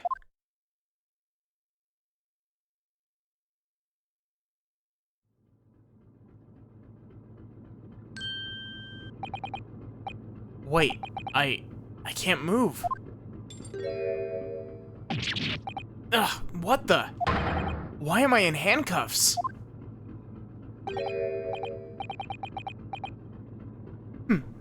So you wake up now, Oh, whoops. I thought it was Sholmes talking. To drag you out of the wardrobe. Do not believe how you could not wake up. You are a true cold-blooded man. You found me then. Ah, we found you. Now you pay, criminal. How long are you hiding in that tiny wardrobe, Sorry. Now you have been found. It's time to admit your crimes. Unless you want to find out how cold the ocean is, No, I'll tell you everything.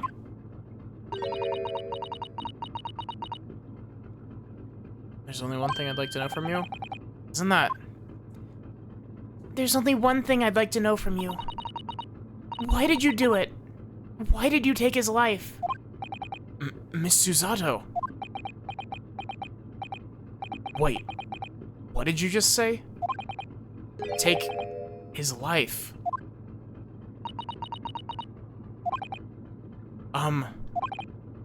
Where is he? Where's Kazuma? Ah, you pretend you do not know? You're a wolf in sheep's pelt. You are the killer. Do not try to make excuses. What? Kazuma-sama's body was discovered not long ago. Here, in this very cabin. That was bolted shut from the inside. His body. Please. Don't try to tell us you were doing this terrible thing in your sleep. Kazuma's dead? But he can't be. And these handcuffs. Surely you don't think that I have to know. Why did you take Kazuma-sama's life? Answer me, please. No. No!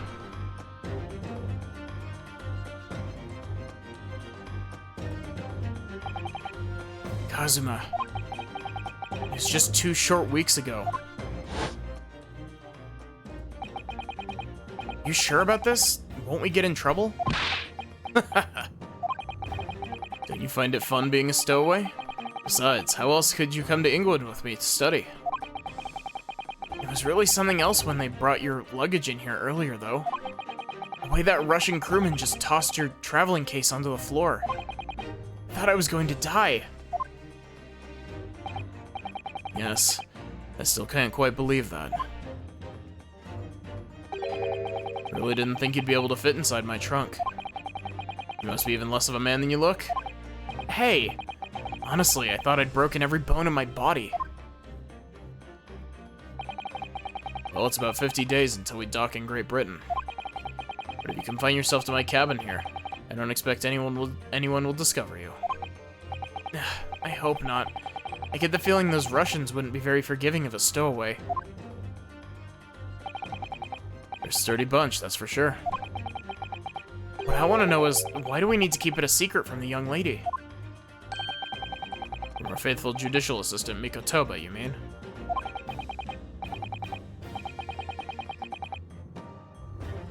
From your close friend, more to the point. Surely we could confide in her, couldn't we? I don't believe she'd give me away. No, but if she knew what we'd done, that'd make her guilty by association. It's best that only you and I know about this. I suppose so. Anyway, it's about time that the steward is supposed to come out and clean the cabin. I know it's cramped, but you'd better get in there. I think it won't be for long. And anyway, compared to hiding inside my traveling case, it'll be a breeze. Yes, but what if the steward decides to open the wardrobe for some reason? Then I'll be in for it. Stop worrying. I'll tell you what. Why don't you write "keep out" or something on this piece of paper? What? And I can stick it over the wardrobe doors once you're inside. I don't know. We've only been at sea for about 15 days. How can this have happened? We were supposed to be going on this adventure to England together.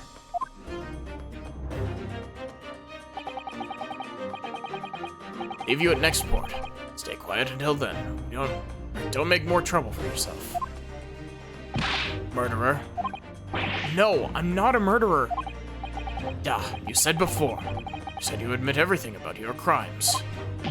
No, that's not right. I mean, yes, I did stow away on the ship, but murdering my best friend? else could have done it. Admit the truth.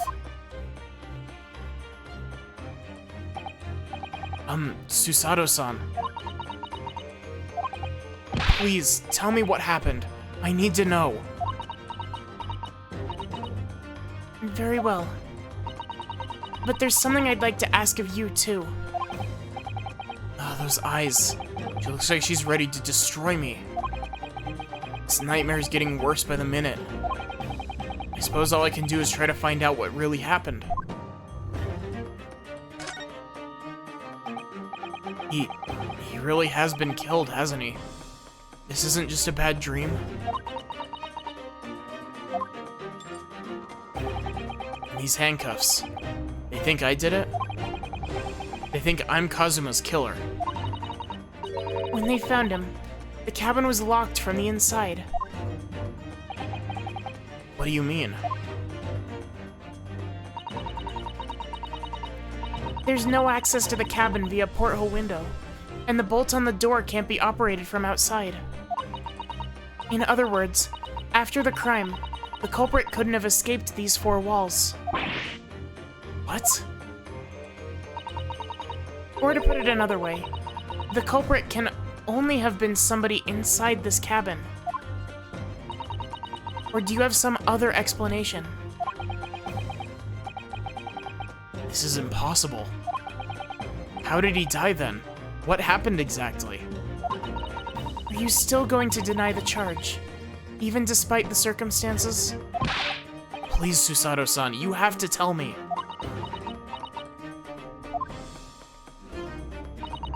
The cause of death is still undetermined. They don't know how he died. The ship's doctor is examining the body. But of course, he has no post-mortem analysis experience. I don't suppose we shall learn more until an expert has been consulted at our next port of call. So presumably that means there were no obvious external signs of injury then. That's true, yes.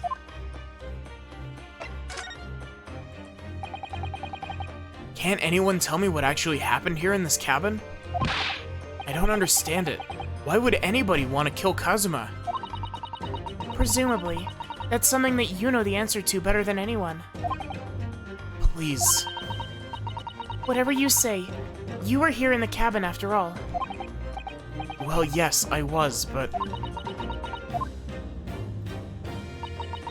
He would always wake before dawn and do his training first thing in the morning.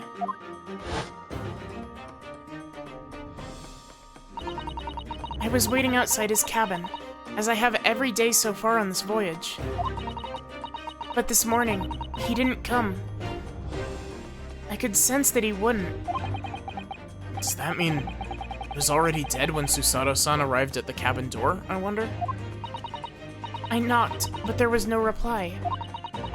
Then I started to become worried, so I went to find a member of the crew. The crewman forced the cabin door open, and when we managed to get inside, there was Kazuma-sama, collapsed on the floor.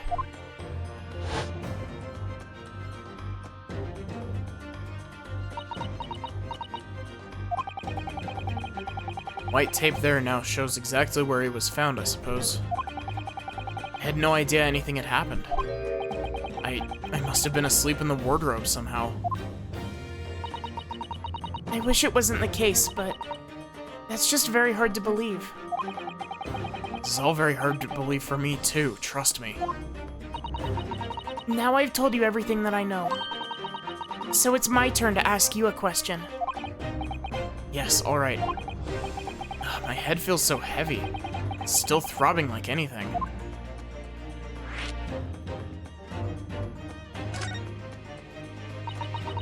Why are you even on board this ship, Naruhodo-san?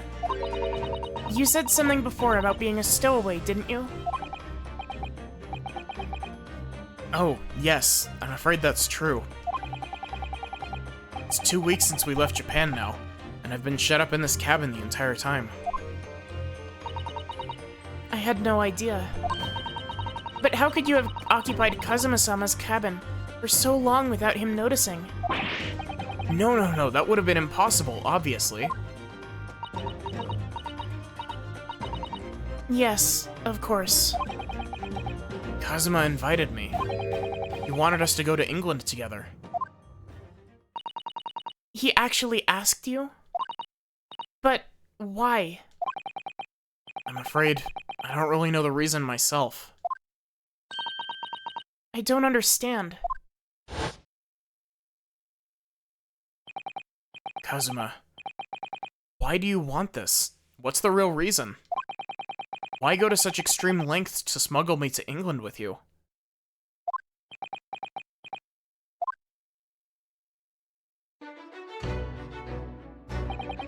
It's an idea that's been on my mind ever since the end of that incredible trial. I think I told you then, didn't I? You ought to become a lawyer yourself.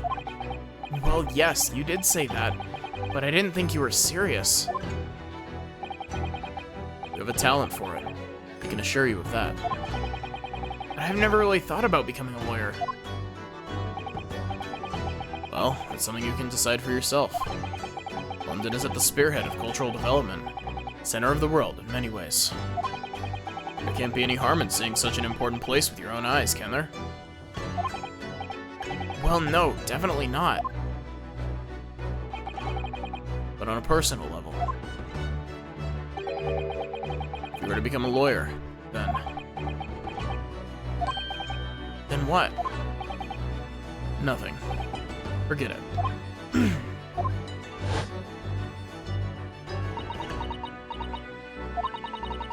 Kazuma-sama is... He was always saying the same thing. That he wanted to change the Japanese legal system. Perhaps he thought that he could do that with you. Yes, maybe. But something's still bothering me a little. The look in his eyes then. It was darker than I've ever seen it before. Susato-san? I'm sorry that we kept it a secret from you. My stowing away on the ship, I mean. If I know Kazuma-sama, I expect he was trying to protect me, to avoid me becoming guilty by association. That's exactly right, yes. Word perfect, in fact.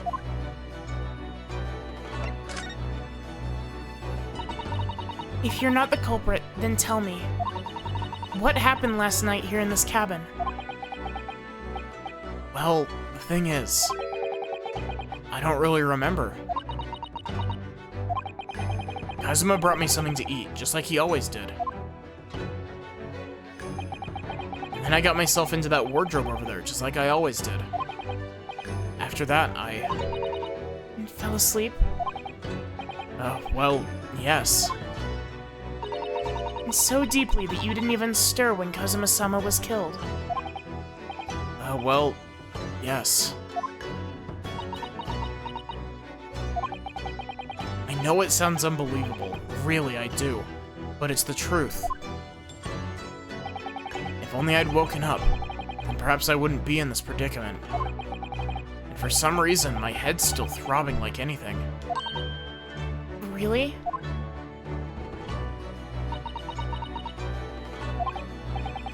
Is something wrong? Oh, no, it's... Please forget it. Susato-san, you have to believe me, I didn't do it. I really don't want to doubt you. But the trouble is, there's no one else who could possibly have done this.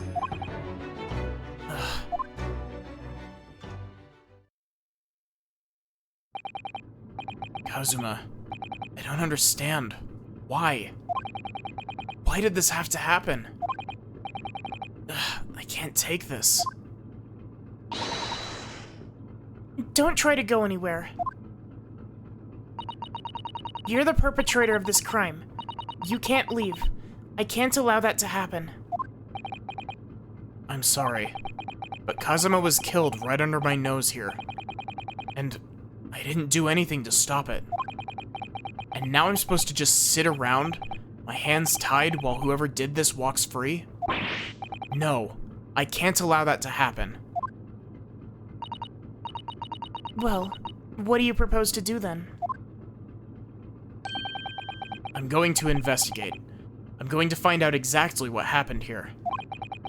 I'm going to work out who took Kazuma's life, and how and why they did it. So I'm sorry, but you're going to have to excuse me.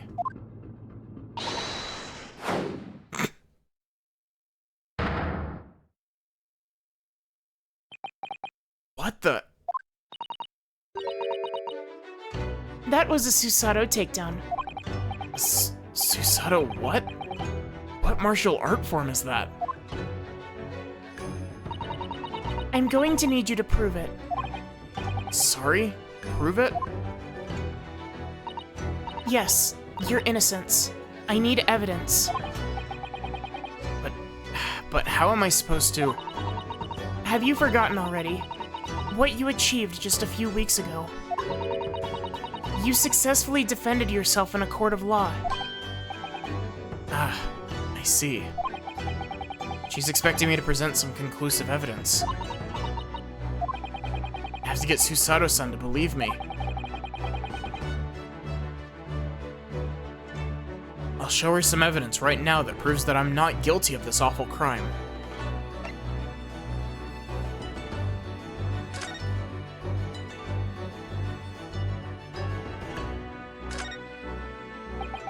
You can see the remnants of the glue that was used to stick this over the wardrobe's doors. Although it wasn't proper glue, of course, we didn't have any of that with us. So I pulverized some rice into a paste and used it instead. A stowaway like me, every single grain of rice represents precious rations. That's why I spread it as thinly as I possibly could. Couldn't bear to waste any. This is the paper seal I wrote for the wardrobe. I remember working really hard to make it.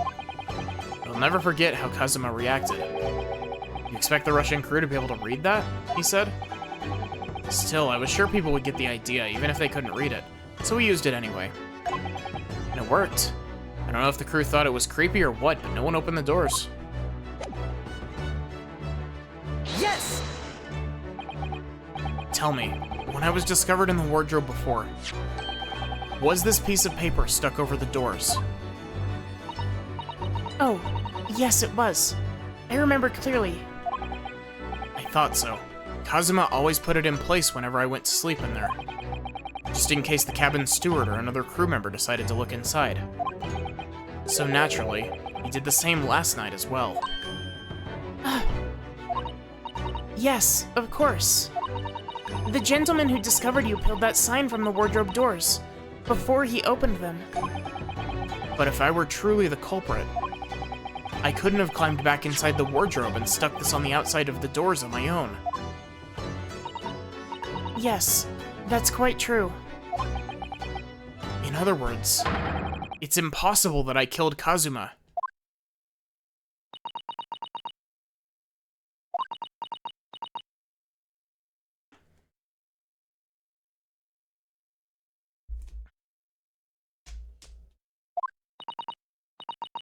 Well, even if you are sprawled hopelessly on the floor, I can see why Kazuma-sama thought so highly of you. Thank you, Susato-san. Now, do you think perhaps you could help me up?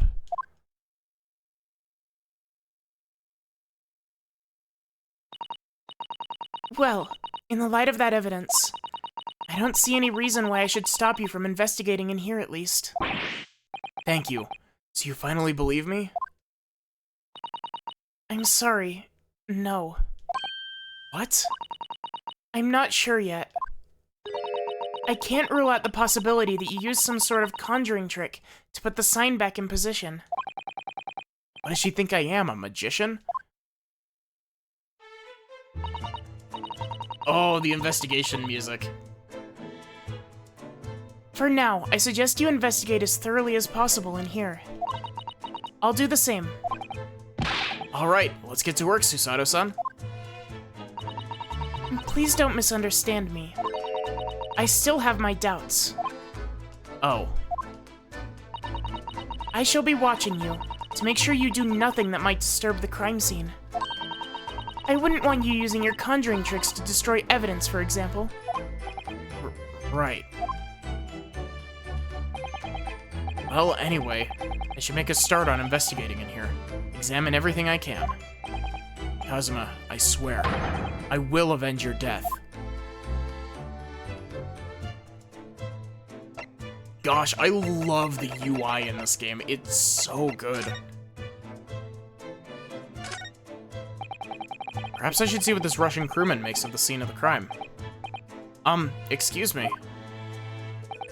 What? I was wondering how it's going. The investigation, I mean.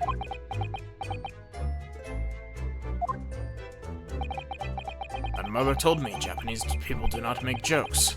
It's not true, I see. Sorry? Criminal asking investigator for information about his crime. Very funny. Oh, it wasn't supposed to be a joke. He doesn't appear to be laughing either. He's convinced you're guilty. Might have useful information, though. I'll have to keep trying. So, last night, did you notice anything out of the ordinary at all? Yet. Of course not. Now back to the corner of the room and make silent. I'm sorry, the Russian guys are gonna go through like 25 different voices. I say no more to you. Did I hit a nerve? Just for a minute there, he seemed a little flustered.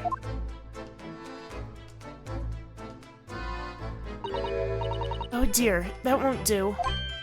Oh, what's the matter, Susato-san? Whenever I'm examining things, I always find myself so focused, I forget to look around properly. Ah, yes, that's not good. I don't suppose you're as foolish as me in that regard. Are you, Naruhodo-san? Yep. You can turn. Have a look around with that. Now, let's investigate all corners of this cabin. Yes, let's do that. I suppose my field of vision has been rather small until now.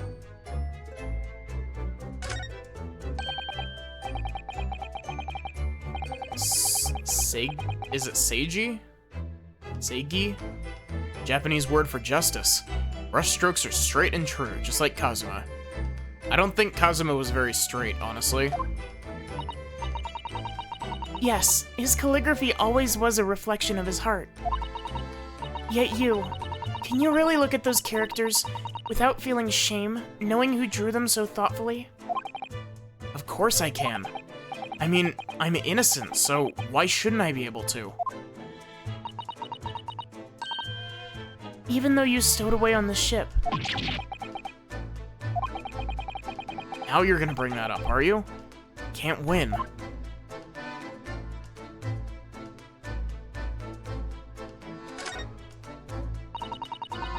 There's nothing on this table at all.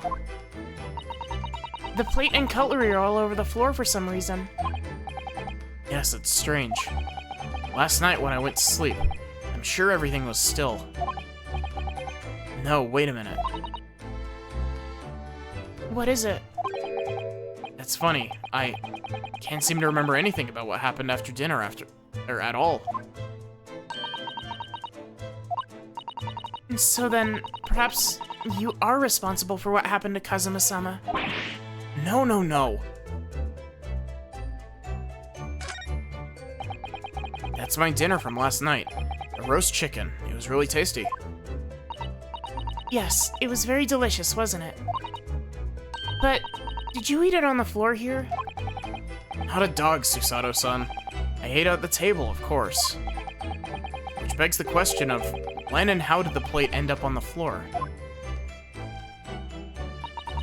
But Kazuma-sama didn't act like a chicken at all, did he? No, that's right. He didn't touch it. Which means all the more for me. Oh no! Does that mean... Poor Kazuma-sama spent his last night on this earth with an empty belly? It's just too horrible. Now I suddenly have a guilty conscience and an achy stomach.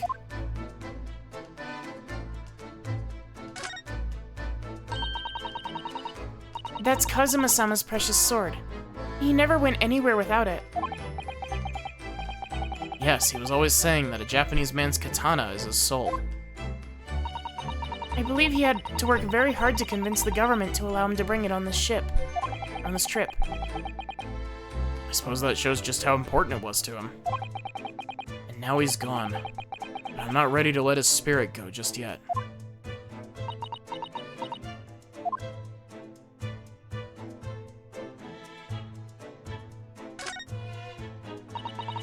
When I went for help, and the crewman forced the door open, this bolt had been firmly closed. It's quite a small bolt. Not particularly sturdy.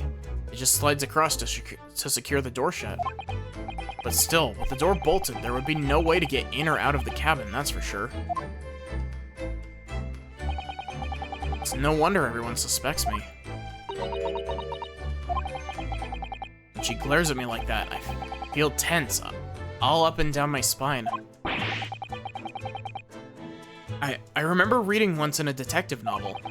The culprit used a needle and thread to draw a bolt across from outside the room in a situation like this.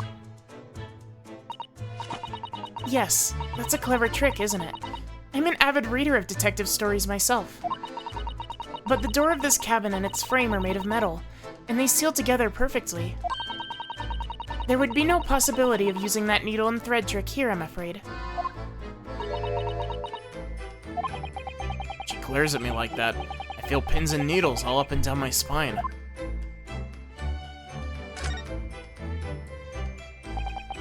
These are the rules of passage for travel aboard the SS Bura. It's essentially a list of requirements from the captain to all passengers on board. Passengers must not keep weapons or other dangerous objects in their cabins. Pets are also strictly forbidden.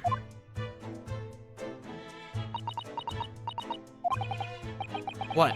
Why are you staring at me? Oh, sorry. I was just thinking. Are you more of a dangerous object or a pet? Depends on who's asking. It's Kazuma? Well... It's Kazuma, probably a pet. I can't decide. Oh, one thing's for sure. Either way, I wasn't supposed to be in here.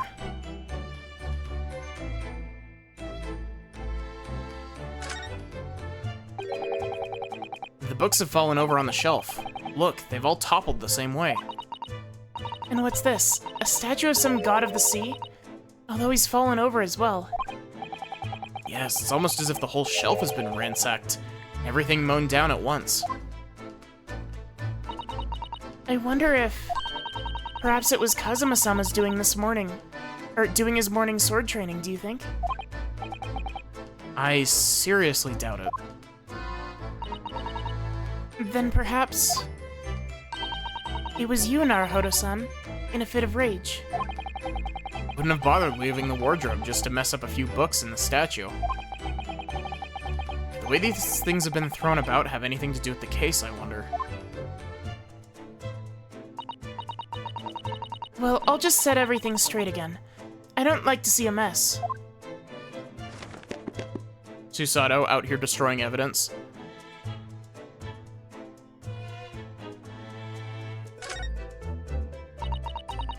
That's a very large traveling case, isn't it?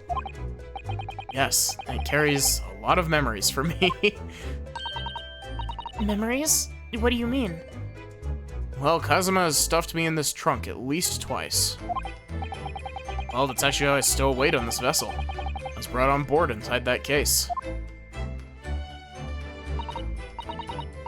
Ah, yes.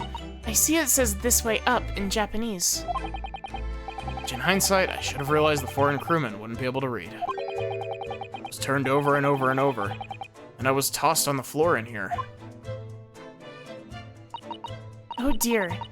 Being a stowaway isn't as romantic as it sounds. Well, it was less painful than a Susato takedown.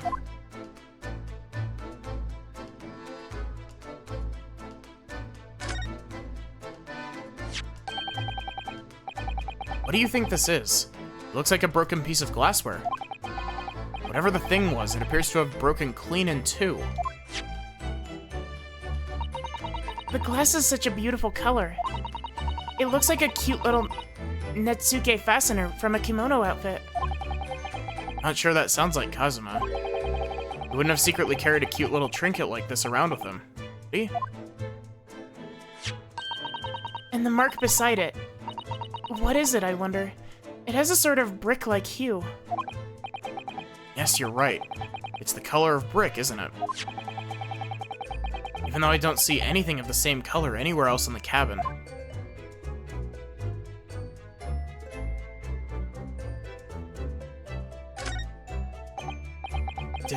Did Kazuma write that before he died? Looks like it's written in ink. He must have knocked the ink pot from the desk when he collapsed on the floor. Then I suppose he wrote this message by dipping his finger in the spillage. Poor Kazuma-sama. No doubt he was in terrible pain. It's almost unbearable to imagine it. Suppose he was trying to leave some kind of a clue in his final moments, was he? I'm sorry, partner, but I can't read your writing. I don't think that's Japanese, Naruhodo-san. What? Then what language is it? It pains me to admit it, but I don't know. It's not a foreign script I'm familiar with. What does it mean, I wonder?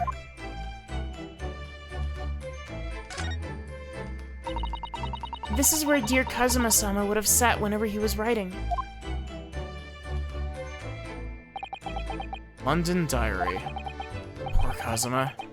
Didn't even make it to his destination. It looks as though the last entry is incomplete. Which means what? He was in the middle of writing it when the incident happened? See what it says. It could be a valuable clue. Yeah. That's out of the question. What? Kazuma-sama may have departed this world, but you must not read his private thoughts. But what if it's something important? Something relevant to the case? Alright, I won't read it. Poor Kazuma-sama. I don't like prying into people's personal matters either. But in this case, isn't the need for clues more important?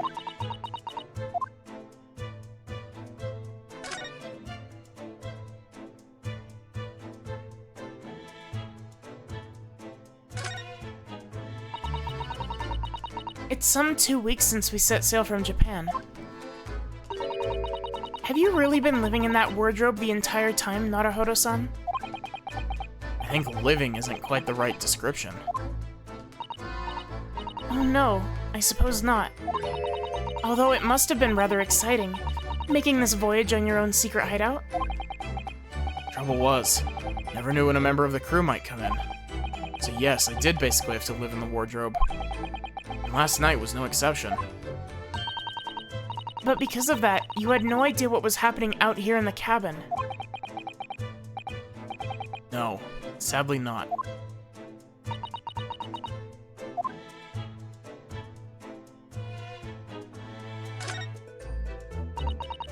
This is... yes, it's a bell cord contraption, I think. What do you mean, contraption? I read about it in a book I was studying that talked about life in Great Britain.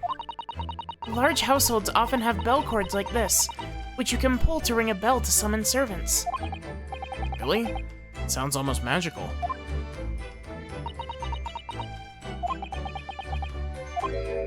Shall we give it a little try? Yes, in the interest of cultural research, obviously.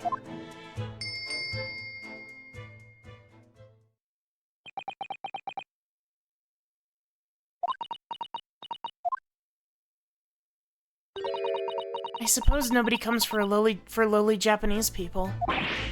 No, I'm sure it's just that everyone's busy, that's all.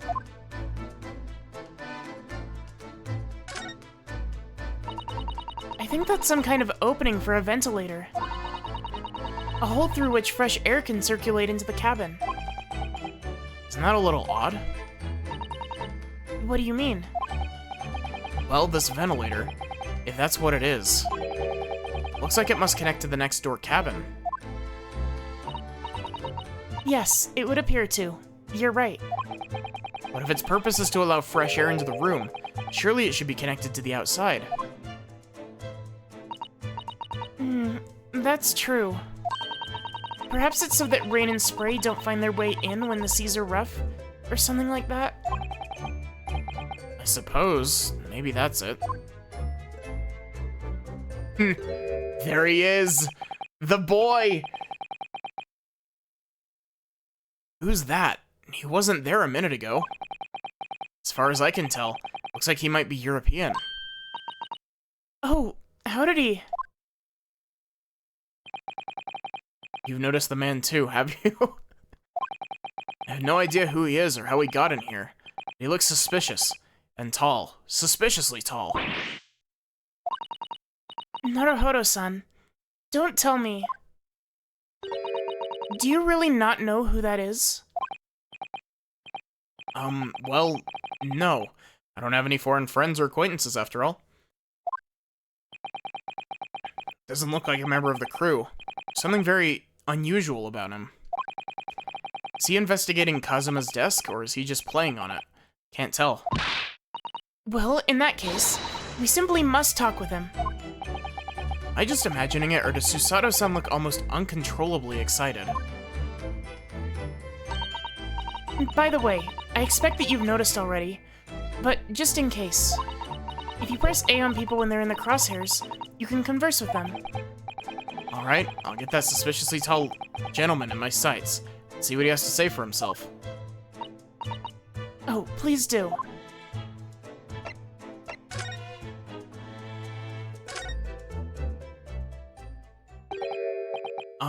Excuse me. Excuse me, do you have a moment? Shh. This is a critical point in my investigation.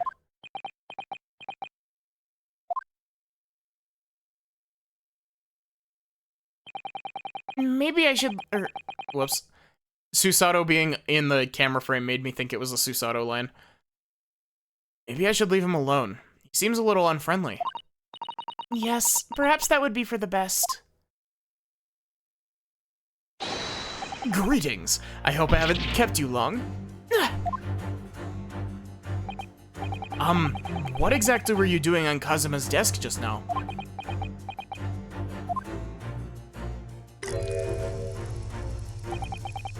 Ah, I see. Fascinating. Sorry? What do you see? Feels like he's looking right through me. Oh yes, everything is clear now. The train of reasoning has run its course. My deductions have crystallized. You have been in Afghanistan, I perceive. Just recently returned, if I'm not mistaken. Sorry? What? And now, whilst venturing toward foreign climes, you find yourself in a most troubling predicament. Oh, well, that's true at least. But how? How the deuce did I know that, perhaps? It was really a most elementary deduction, hardly worth explaining. Have you perhaps managed to deduce anything else? But of course, a great many things. There's no mystery, my dear madam. For example, you have fled your native land of Russia, being as you are a merciless revolutionary. You leave 16 victims of assassination in your wake, and now travel to England to blow up the Crystal Tower. And when the Barabond, occupant of this very cabin, discovered your identity, you ended his life too. Yes, I believe that summarizes the facts beautifully. No need to hide the truth now. Nothing deceives these eyes.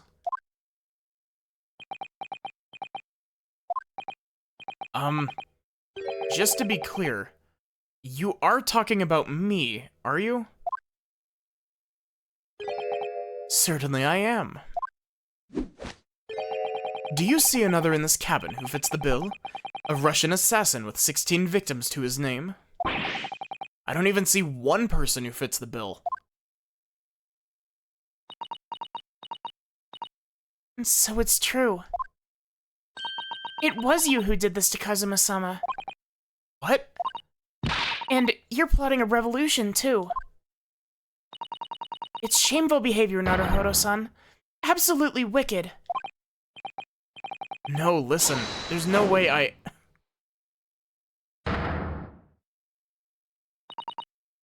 Now explain yourself. Tell me everything. This is ridiculous.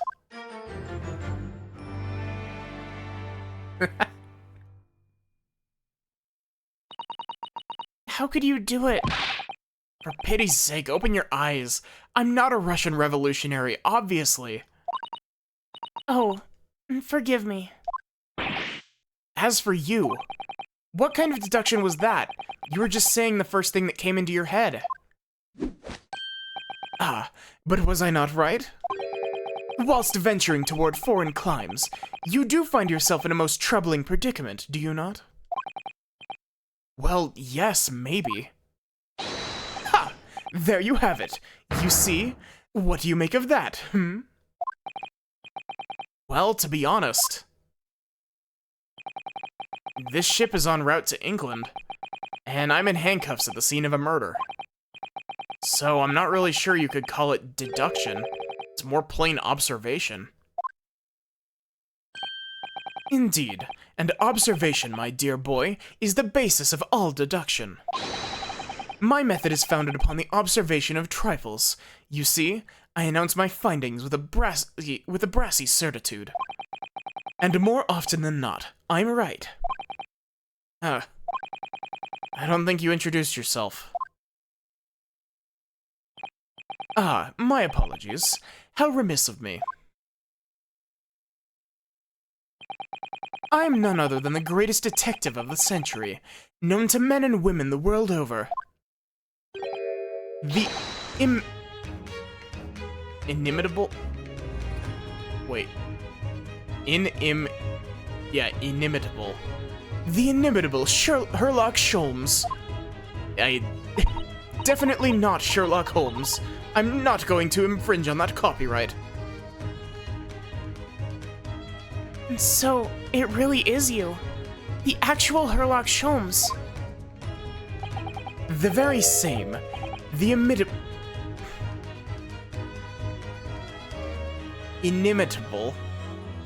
The inimitable actual Sherlock Sholmes. Do you know this man, Susato-san? The most famous detective in the world? Naruhodo-san. Of course I do. There's nobody who hasn't heard of him. What planet have I been living on, then? We must ask him what he's deduced. We'll have to work out the entire case, you will have worked out the entire case already, I'm sure. Really? How do I feel uneasy about this?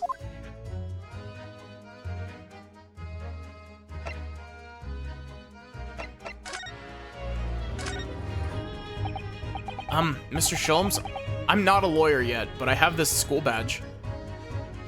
What do you make of this? Shh, quiet. When I'm ruminating in the course of my deductions, nothing must disturb my mind.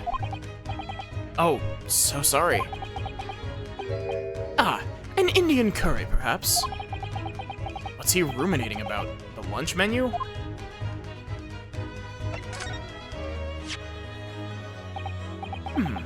I've never seen anything like this.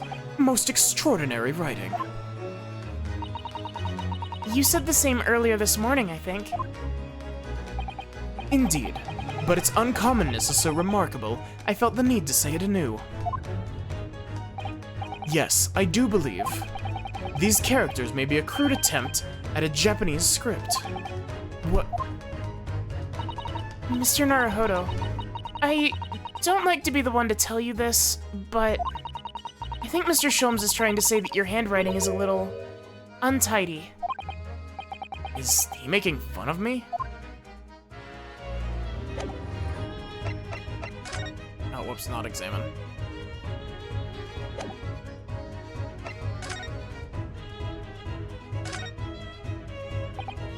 So, you're a great detective, are you? Sorry, what was your name again? Indeed, I'm none other than the one and only Herlock Sholmes. Oh, I see. You're German? Airlock, was it? No, I have no hair. I have hair. Please, call me Sholmes. You can read all about my exploits in this exciting London publication. Oh yes, Lanced Magazine. Full of wonderful short stories and interest articles from Great Britain. I never miss an issue. I have it sent from England especially. Ah yes, here it is. The Adventures of Herlock Sholmes. So, you're the protagonist in a series of short stories, then? Indeed I am. And you've read so many of your own stories, you've started to think you really are a detective. Make no mistake, I'm not the poor deluded fellow you take me for. Your inference is backward. Backward? My trusty biographer records my greatest detecting achievements and chronicles them in the magazine. You have a biographer, do you? Doesn't everyone? Mine goes by the name of Dr. Wilson, presently keeping shop in London. Dr. Wilson? I must say, thanks to that publication, I've been fantastically busy as of late. Why, this very moment I'm returning from Asia, having solved the mystery of a cursed royal crown. Really? Can't work out whether I should take this man seriously or not. Deduction, you see, is to me a science, logical reasoning in its purest form. Science? Really? The astute observer notices even the most subtle of reactions in his subject. A furtive glance, a twitch of a muscle, a slight inclination of the posture. Fingernails, arm sleeves, furrows in the skin. All of these things are data. Right. And the trained logician, I think is how that's pronounced. And the trained logician makes deductions from this data in the blink of an eye. The ultimate conclusion is without fail the truth. As I demonstrated only a few short moments ago. How can you look me in the eye and claim that? So you see, I have a turn for both observation and for deduction and fame.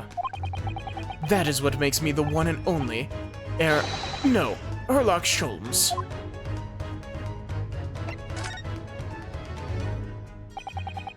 You managed to deduce anything about this particular case yet?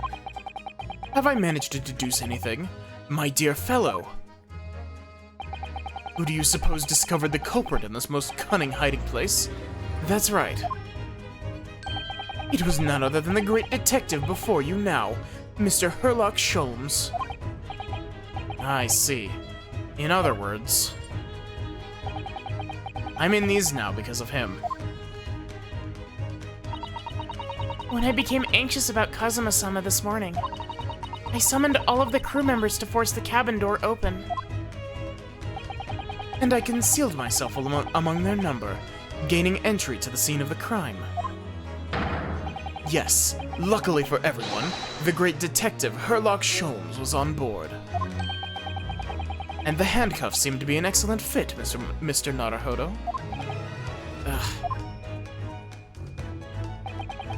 The very moment I laid eyes on the scene, two facts were immediately apparent to me. Oh, really? Two facts, you say?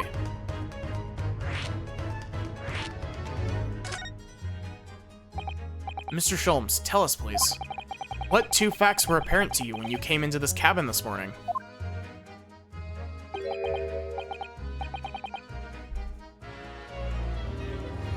Ah, yes. But first, let us be precise. The two facts in question were immediately apparent to me. Yes, I understand. But what were they? Allow me to elucidate. The two facts that I deduced from a mere momentary glance at the scene of the crime were as follows. Number 1, the cabin was locked from within, rendering escape of the culprit out of the question. Number 2, the victim was Russian and killed following a dispute with an acquaintance. Hold on, Mr. Sholmes. What made you think that the victim was Russian? Observe the dying message left by the victim on the floor.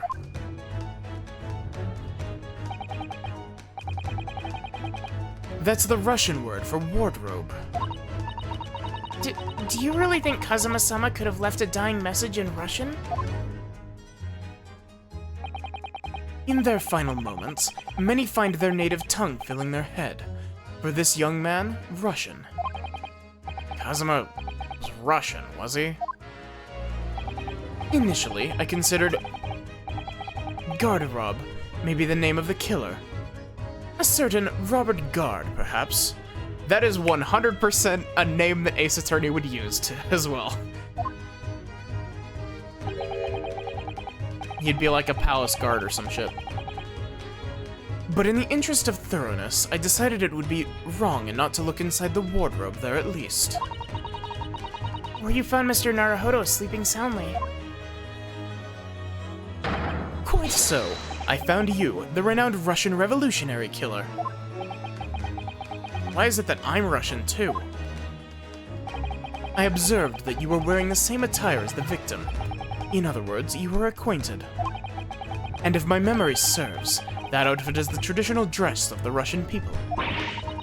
Our school uniforms are the traditional dress of Russian people? I had no idea. And I had no idea a detective could get something so wrong. I took a photograph of the victim and the message, that I might analyze it for possible hidden details.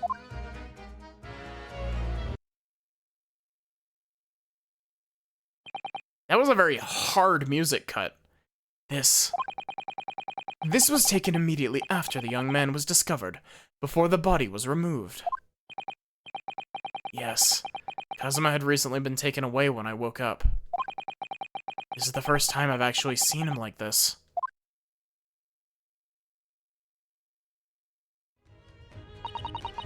Are you alright, Mr. Naruhodo? I'm gonna take another shot at that line. That didn't come out quite right. Are you alright, Mr. Naruhodo? Oh, yes, thank you. Can I ask you something, Mr. Sholmes? What, pray? You mentioned Russia before as well, didn't you? You know, when you said I was a fearsome revolutionary fleeing from Russia and all that? Ah, yes. The train of reasoning that led me to the truth. Would you mind explaining that train of reasoning to me, do you think? Certainly, if it interests you. Many times, I'm not Russian and I don't speak Russian.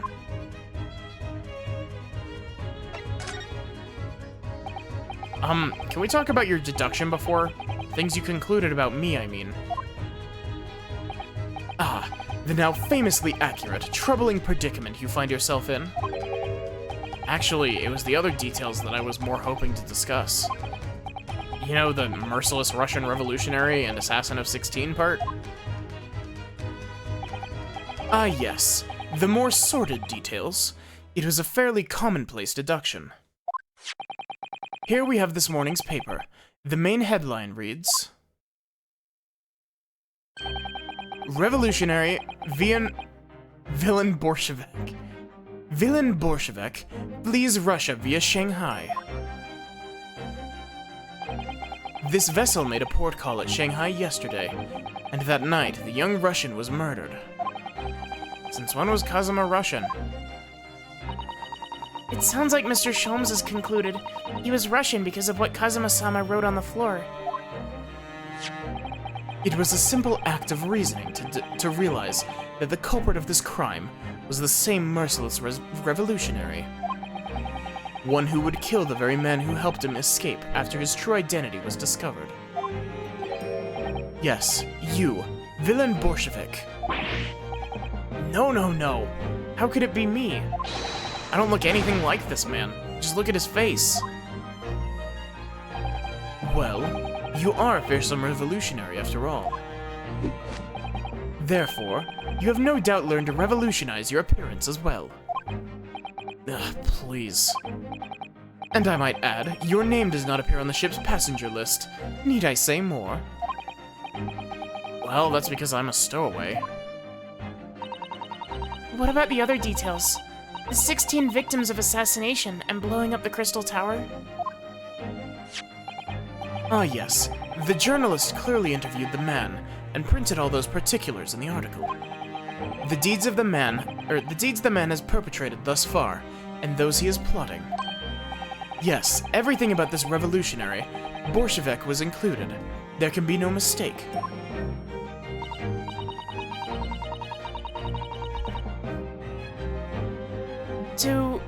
Do revolutionaries usually agree to interviews with newspaper reporters, I wonder? What about the part where you said I was just returning from Afghanistan? Also quite clearly stated here in the article. Bolshevik has recently returned after a period of subversive activities in a war-torn region of Afghanistan. Where even is it anyway? This Afghanistan place. Here, take the paper for yourself. It's a little memento of this great deduction. Oh, thank you?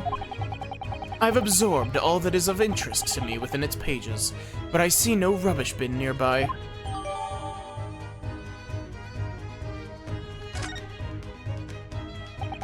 And you may find the article on the back page of interest as well. On the back? Cast your eye over it sometime if the interest takes you, though you may need someone to interpret. It's all written in Russian. Couldn't hope to read it. But I suppose it wouldn't hurt just to glance at the article. Maybe there's a picture or two.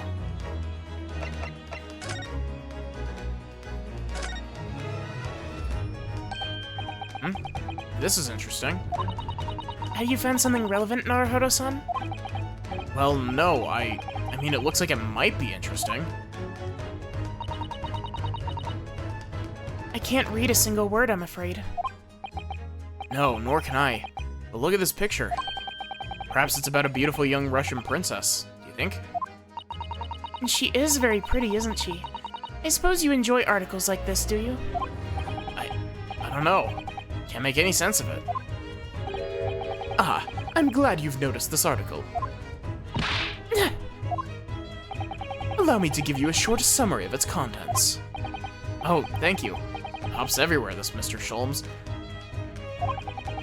It's about the disappearance of a young lady last night. Renowned prima ballerina of the Novovich Ballet disappears from Shanghai. During a performance in Shanghai, the famous dancer was reported missing. She is, of course, the talented young Nikolina Pavlova. Why are Russian names so hard to remember?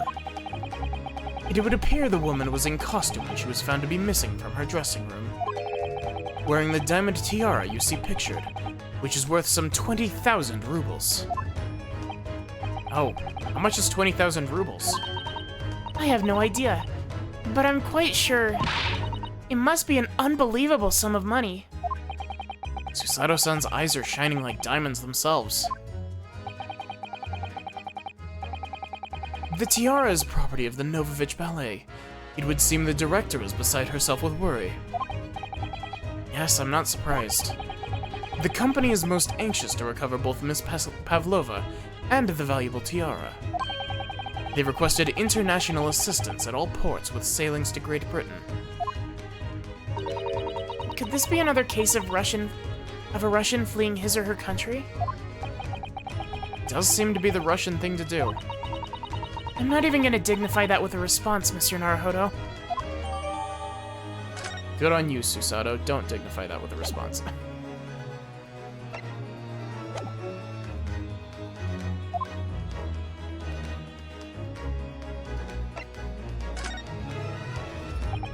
Before we started talking, you were examining Kazuma's desk, weren't you? Kazuma? Ah, yes, the victim. Did you notice anything useful? Anything at all? Observe for a moment the desktop of the victim. We see that the victim was engaged in penning some text. London Diary. Asimo was keeping notes of the trip. Ah, but I don't think you should read his private writings. It could upset people. Tragic. And is something you ought to perhaps elucidate before the act of reading. You mean you've already read it? It is my business to know what other people do not. Yes, believe it or not, I know a smattering of Japanese. Oh, I see. Well, you're about to know what a Susato takedown is. Susato-san? Are you gonna throw the detective with one of your trademark takedowns?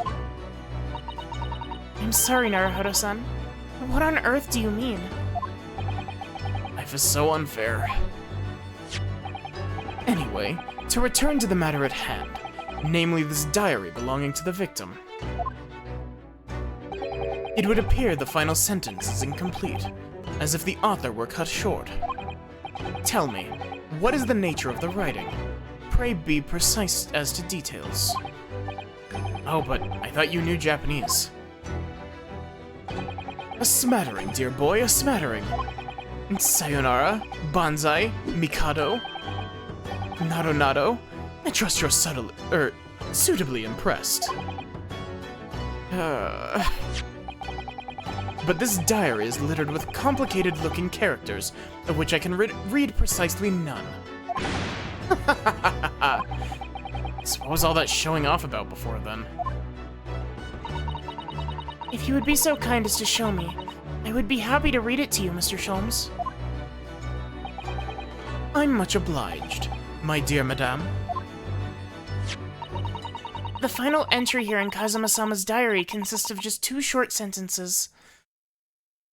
The first reads, 1:23 a.m. I can hear a faint whistling sound. Whistling sound? These are very deep waters. Pray, go on. The second sentence reads, 1:35 a.m. What looks like some sort of speckled band is dangling from the ventilator grill. Speckled band? What on earth does that mean? I have no idea. I have never heard that expression before. The ventilator grill, you say? The man was presumably referring... Whoops.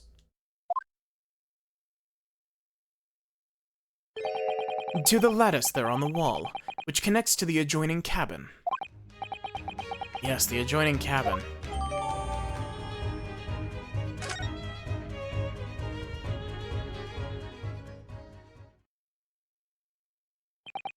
So, I believe I've given you enough to consider for the time being, at least. Do you have somewhere to go? Wasn't quite your voice, but as it happens, the victim's writing in his diary have piqued my interest. The matter warrants further investigation, I believe, and if I am still too long, the seasickness takes hold. Oh, I suppose. You're thinking of investigating the cabin next door, which the ventilator connects to? Great detectives are a curious breed. Our minds rebel at stagnation. We crave mental exaltation. So yes, I intend to investigate, hence the truth will become clear soon enough. Do you think perhaps that we could go with you? No, that would be somewhat complicated. What? But why? A simple glance at your wrist should reveal the answer. Oh, these. After all, you're the prime suspect in this matter. No? There's no point in trying to turn it into a question. You're the one who decided I was the culprit in the first place. Whatever do you mean? I have no recollection of naming you as the culprit at any point. You must be joking. You just said it only a moment ago. Dear me, you are clearly misguided. I would have no cause to say such a thing. Well, actually, Mr. Sholmes, I did hear you say that too. You're quite sure? Well, that's very strange. I wouldn't have said you had the face of a criminal, you know? Not really. So what, were you looking at my knees before? Some great detective you are. Well, anyway, that was then and this is now. What do you mean? What I mean, sir, is this. You are the if you are the culprit, then you must play the part more convincingly. Roll over and accept your fate. Now he's just being plain rude.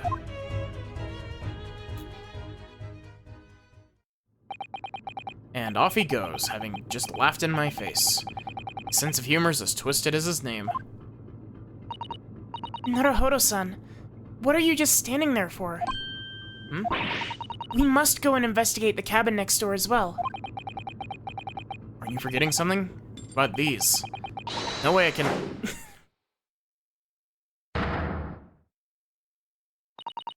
After Kazuma-sama spent his dying moments struggling to leave us a clue, you're willing to give up? You're just going to roll over and accept your fate? Ugh. As if you gave me any choice in the rolling over part.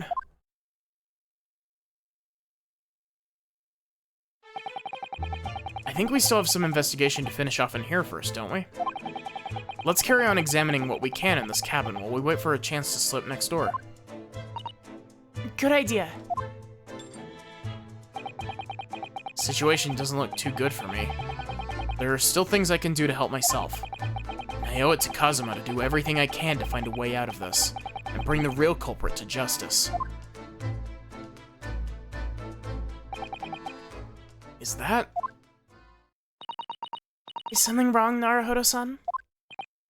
Oh, no, it's just that crewman standing by the door. I can't help feeling I've seen him somewhere before. Oh, yes, you're right. He does look familiar. Excuse me, sir. Yes, what can I do for you?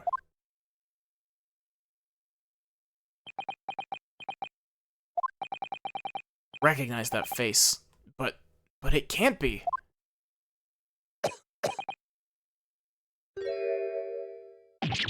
It is. I didn't know you were here, Inspector Hosonaga.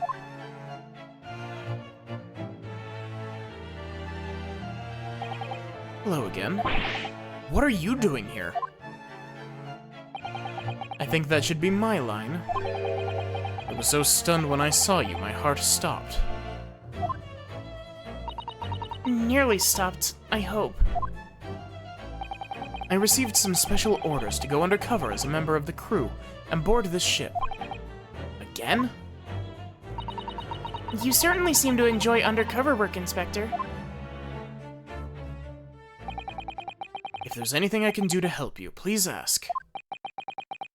Never expected to see this man on board. But perhaps his presence can help me out of this hopeless situation.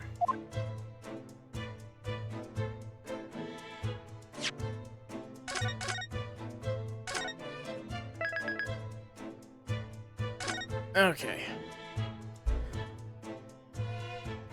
So yeah, that's gonna be where I end for tonight, so thank you for watching. I hope that you enjoyed.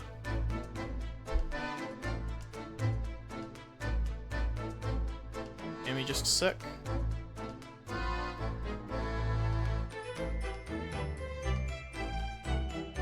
Okay, so yeah, thank you all so much for watching. I hope that you enjoyed.